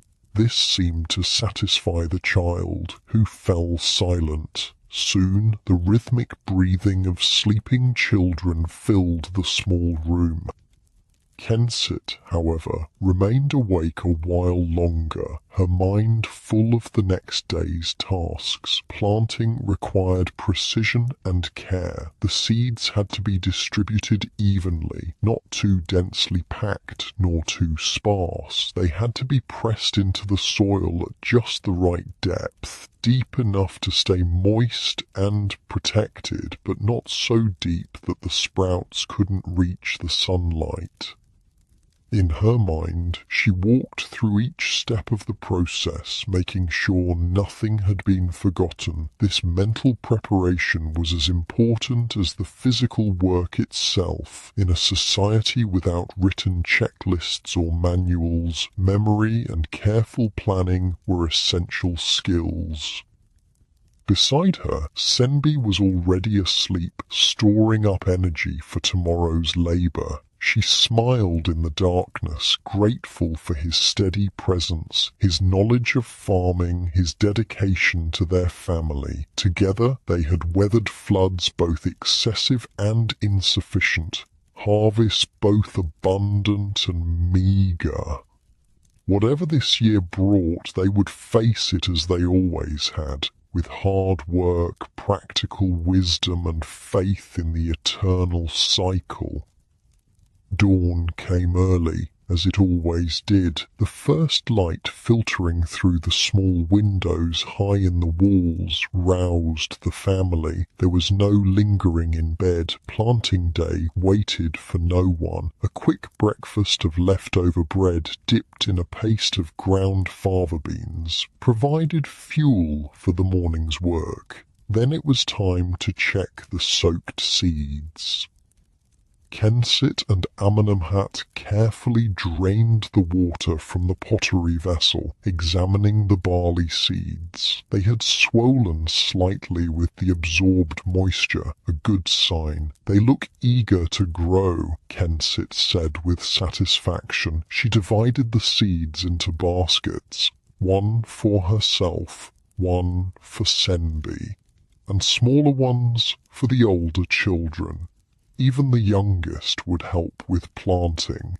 Every pair of hands was needed. The tools for planting were simple. Each person carried a small bag of seed tied at the waist and a wooden hoe. The adults also had a board attached to a long handle, a simple tool for pressing the seeds into the soil at a consistent depth. The family walked together to their field as the sun cleared the eastern horizon. They were not alone. Across the floodplain, other families were engaged in the same timeless activity. The entire landscape hummed with purposeful energy as Egypt's farmers began the cycle of growth that would sustain the kingdom for another year. At the field's edge, Senbi paused for a brief prayer, asking once more for Osiris's blessing on their work. Then, without further ceremony, they began. The method was ancient and effective. The adults and older children moved across the field in a line, each responsible for a section of equal width. They walked backward, scattering seed from their bags with practiced sweeps of the hand. The youngest children followed, using small hoes to cover the seeds with soil. No one spoke much. They needed no instruction. This was knowledge absorbed through observation and practice, year after year, generation after generation. Even the children knew their roles and performed them with surprising skill. Kensit found herself falling into an almost meditative state as she worked. The rhythmic motion of scattering seed, the feel of the grains against her fingers, the smell of the damp earth, all connected her to countless women who had done exactly this, in exactly this way, for thousands of years. In that moment, time seemed to fold in upon itself. She was not just Kensit, wife of Sembi, mother of 4. She was every Egyptian farm woman who had ever cast seed upon the black land left by the Nile's gift, and those who would come after her, her daughter, her future granddaughters, would join this unbroken chain, continuing the eternal cycle of flood, planting and harvest that defined life in the shadow of the Nile.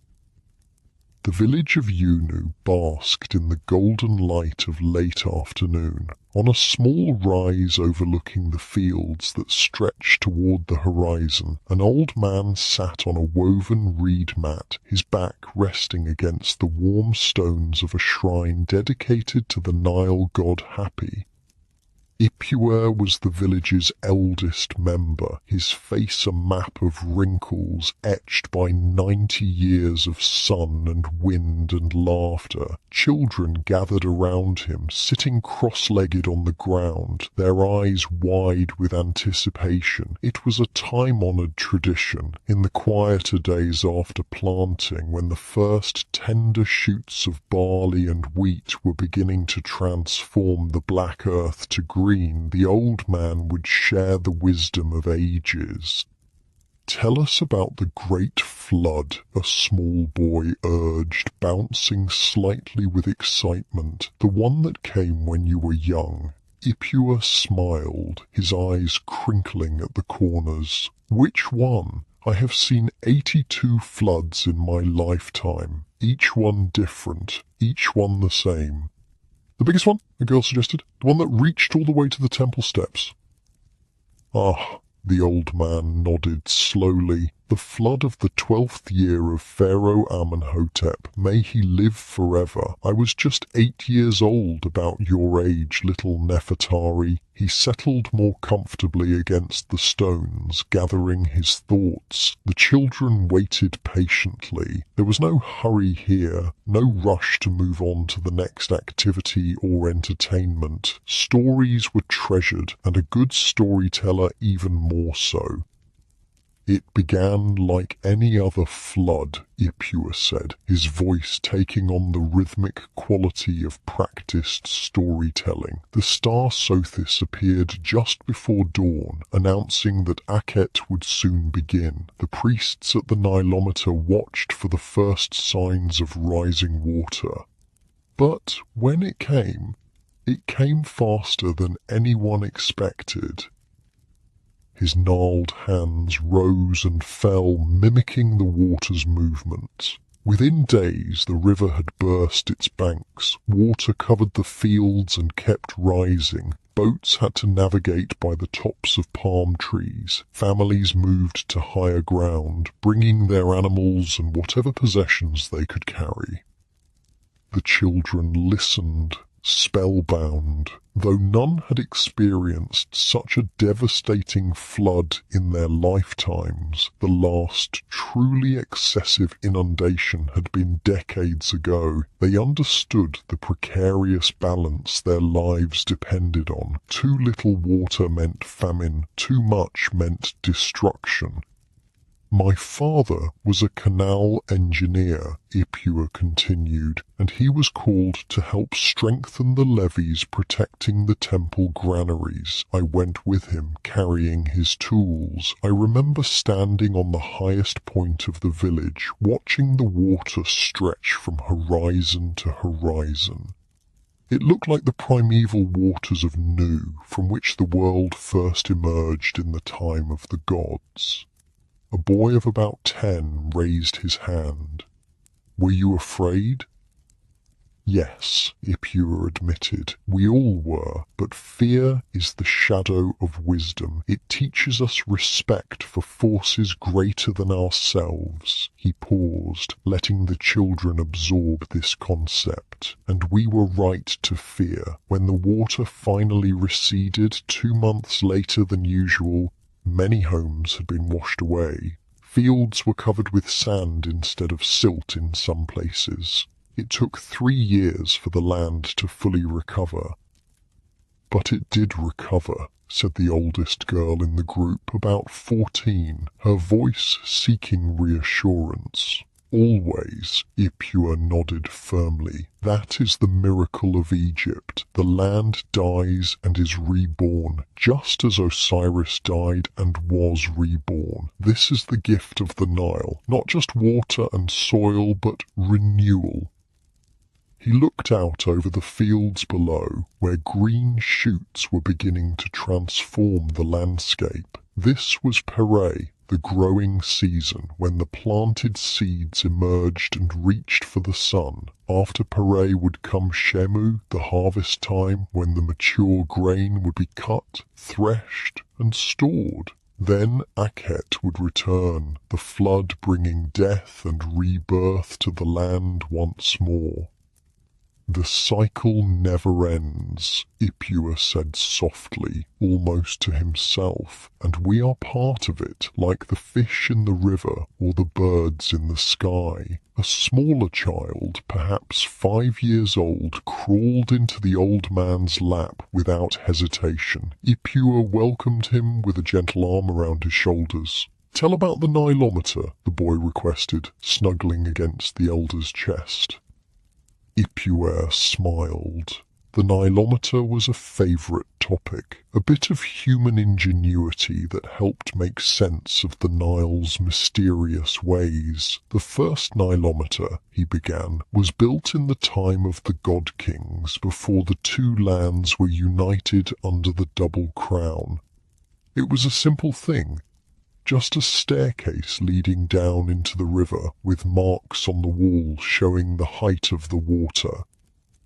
"Like the one at the temple?" a child asked. "Yes, much like that one, though not as finely made. Over time, the design improved. Some Nilometers became wells connected to the river by underground channels. Others were columns standing in the water, marked with cubits and palms for measuring." He held up his hand, showing the width of his palm. 1 cubit is 6 palms from here to here on a man's arm. He indicated the distance from elbow to fingertips. "The perfect flood is 16 cubits, less than 12, and famine threatens. More than 18, and destruction comes." "How do the priests know what the flood will be?" another child asked. "Do they have magic?" Ipua chuckled. "Some would say so, but their magic is knowledge passed down through generations. They watch for signs, how early the water begins to rise, how quickly it increases, the color of the first flood waters. They keep records on papyrus scrolls comparing each year's flood to those that came before. My father says the Royal Engineers are building a new kind of Nilometer," an older boy mentioned, "one that can predict the flood height long before it reaches our district." "Yes," Ipua nodded. "At Elephantine, near the first cataract, water arrives there 20 days before it reaches us here. With a Nilometer there and messengers travelling day and night, we could know what to expect while the flood is still far away." This was the way of Egypt. Constant refinement of techniques and knowledge, but always within the framework of tradition. New Nilometers might be built, but they measured the same eternal cycle that had sustained life in the Nile Valley since before human memory. The Nilometer reminds us of an important truth, Ipua continued, his voice taking on the gentle rhythm that indicated deeper wisdom was coming. We cannot control the flood. We cannot command the river to rise exactly 16 cubits, no more, no less. But we can understand it. We can prepare for it. We can work with it rather than against it. He looked at each child in turn, making sure they understood the significance. This is the wisdom of Egypt, passed down since the time of the gods. We do not fight against Mahat, the proper order of things. We find our place within it. The concept of Ma'at was central to Egyptian thought, the idea that the universe had a proper order, a balance and harmony that should be maintained. It governed everything from natural cycles to human behavior, from the movement of stars to the administration of justice. Now, Ipua said, shifting slightly to ease his old bones. Who can tell me what happens during Pere, the season we have just entered? The children raised their hands eagerly, each wanting to demonstrate their knowledge.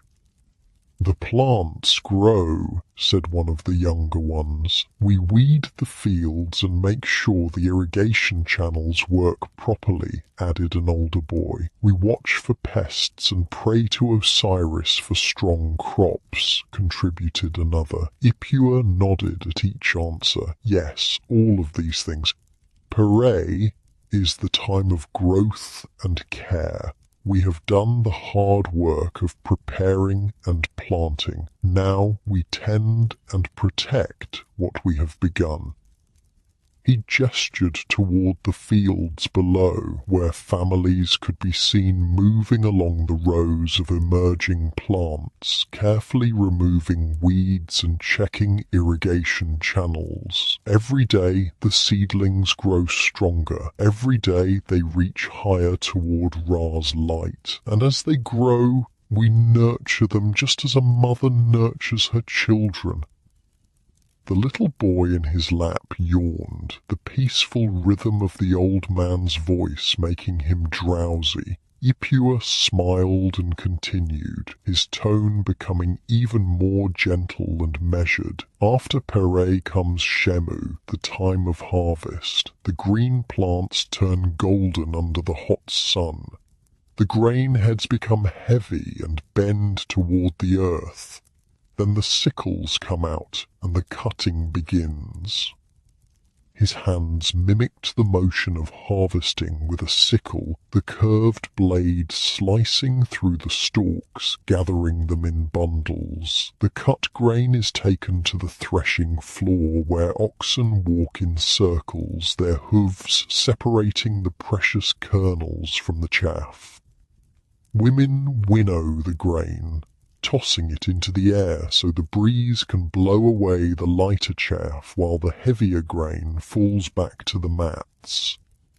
These were scenes every Egyptian child knew intimately. Even those who lived in cities or worked at crafts other than farming understood these fundamental processes that sustained all of Egypt. And then, Ipua prompted, the grain goes into storage. Several children answered at once.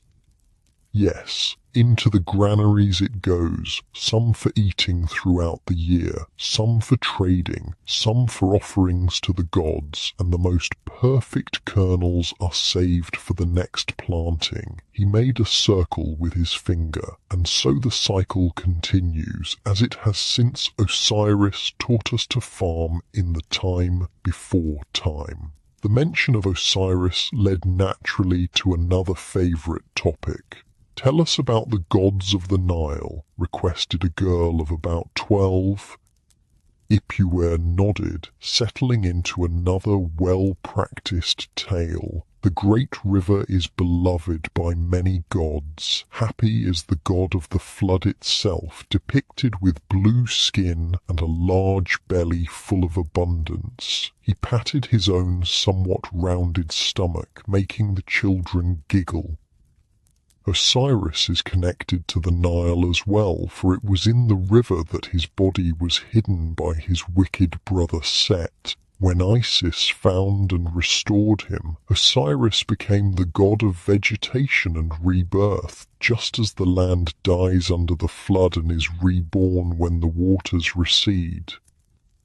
The old man's voice took on a more solemn tone.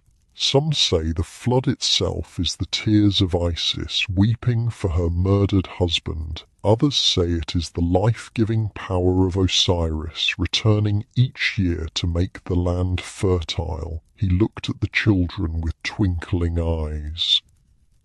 Perhaps both are true. The gods work in ways beyond our full understanding. This was typical of Egyptian religious thought. Different, even seemingly contradictory explanations could coexist. What mattered was not rigid theological consistency, but the recognition of divine forces at work in the natural world.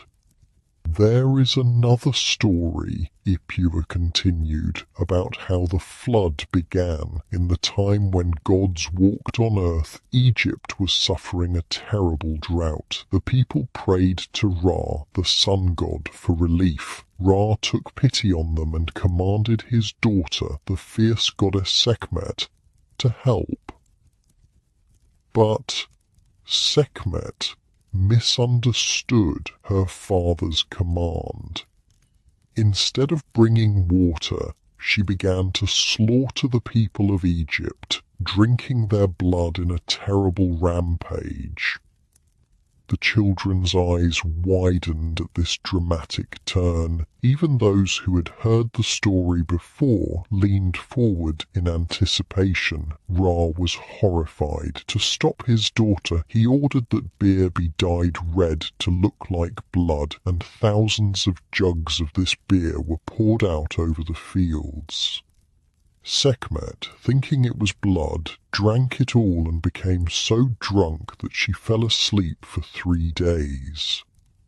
When she awoke, her rage had passed. She was transformed into the gentler goddess Hathor, and from that day forward the red-tinged waters of the flood, now understood as the beer that saved humanity, would come each year to nourish the land. The children nodded appreciatively. It was a satisfying explanation for the reddish colour often seen in the first flood waters, caused by red silt washed down from the Ethiopian highlands. "Are the stories true?" asked a thoughtful boy of about 9. Ipua considered the question seriously. They are true in the way that matters most. They help us understand our place in the world and our relationship with powers greater than ourselves. He looked out at the green fields, the eternal river beyond, and the vast sky above. The gods speak to us through the rising and falling of the Nile, through the sprouting of seeds and the ripening of grain. Whether we call it Happy or Osiris or simply the flood, the miracle remains the same. The sun was lower now, painting the landscape in gold and amber. Soon mothers would be calling their children home for the evening meal, but there was time for one more story. "Before you go," Ipua said, "let me tell you about the very first flood when the world was new." The children settled in, even the drowsy ones perking up for this primordial tale. "In the beginning," the old man intoned, his voice taking on the cadence of the most ancient stories, "there was only none, the watery abyss. From none rose a mound of earth. the first land, and upon this mound stood Atum, the creator god. His hands shaped an invisible mound in the air. Atum brought forth Shu, the air, and Tefnut, moisture. From them came Geb, the earth, and Nut, the sky. And from Geb and Nut came Osiris, Isis, Set, and Nephthys, the gods who would rule the world of humans. When Geb and Nut were separated, earth below and sky above, the space between them became the world we know, and the tears of the gods became the first rainfall which gathered and flowed and became the Nile. The children were quiet now, transported to that mythic time of creation. Each year when the flood comes, Ipua continued softly, it is like the world being created anew. The waters of Nun return, covering the land, and when they recede, fresh earth appears, ready for life to begin again. He smiled at the children, some of whom were now fighting to keep their eyes open in the warm, late afternoon air. This is why we are not afraid of the flood, even though it may sometimes bring hardship. It is part of the creation, part of Ma'at, the right order of things. Without death, there can be no rebirth. Without the flood's destruction, there can be no renewal. The old man fell silent, allowing the children to absorb this final piece of wisdom. Around them, the village was quieting as the workday ended. Families were returning from the fields, preparing evening meals, tending to animals. The eternal rhythms of life continued, as they had for thousands of years along the Nile. One by one, the children were called away by parents or older siblings, each pausing to touch their foreheads to the elder's hand in a gesture of respect before leaving. Soon only the youngest boy remained, still curled in Ipua's lap, now sound asleep. The boy's mother approached, smiling apologetically. "I'm sorry, wise one. Hanenu always falls asleep during your stories." "It is a compliment," Ipua assured her as she gently lifted her son. "Stories should sometimes lead to dreams." Left alone, the old man didn't immediately rise. His bones protested movement after sitting so long, and besides, the view was worth savouring. The green fields stretching to the river, the date palms swaying slightly in the evening breeze, the distant mountains turning purple in the fading light. This was Egypt, his Egypt, the eternal land that had nurtured his ancestors and would nurture generations yet unborn.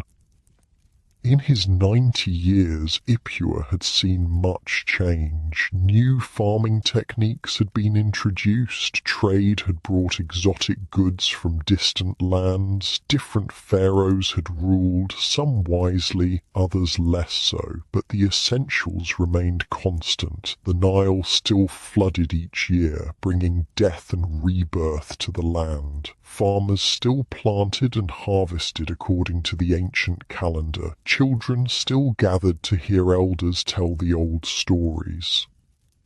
There was comfort in this continuity, this participation in cycles greater than any individual life. Egyptians did not fear death as some cultures did, for they saw it as merely part of a larger pattern, a transition rather than an ending, just as the land died under the flood only to be reborn. More fertile than before, humans too would experience rebirth if they had lived according to Ma'at and their hearts were found worthy.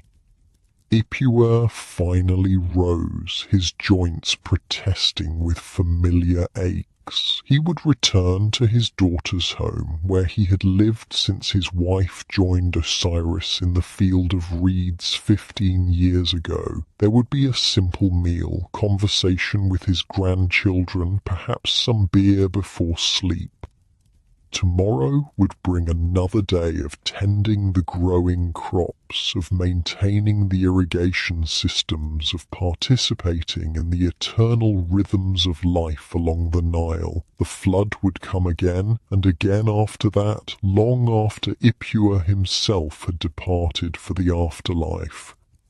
As the first stars appeared in the deepening blue of the eastern sky, the old man made his way slowly down the path toward the village, carrying with him the wisdom of 82 floods, of countless plantings and harvests, of a lifetime spent in harmony with the river that was Egypt's lifeblood. The ancient Egyptians had a saying, "The Nile gives, the Nile takes away, but Egypt endures." In this simple truth lay the essence of their civilization: resilience, adaptation, and faith in the eternal cycles that governed all life. As you lie in your comfortable bed, far removed in time and space from those ancient farmers, perhaps there is wisdom still to be found in their story. They understood something we often forget, that we are part of natural cycles larger than ourselves, that there is a rhythm to life that can't be rushed or controlled, only respected and worked with. The Nile still flows today, though its floods are now controlled by modern dams. The Black Land still produces crops, though tractors have replaced wooden ploughs and oxen. Egypt endures as it has for thousands of years, adapting yet remaining connected to its ancient roots. Perhaps, as you drift towards sleep, you might imagine yourself there, feeling the rich soil beneath your bare feet, hearing the rustle of papyrus in the gentle breeze, watching the life-giving waters of the Nile flow past, just as they did in the time of the pharaohs. And with that peaceful image, close your eyes and drift off to sleep.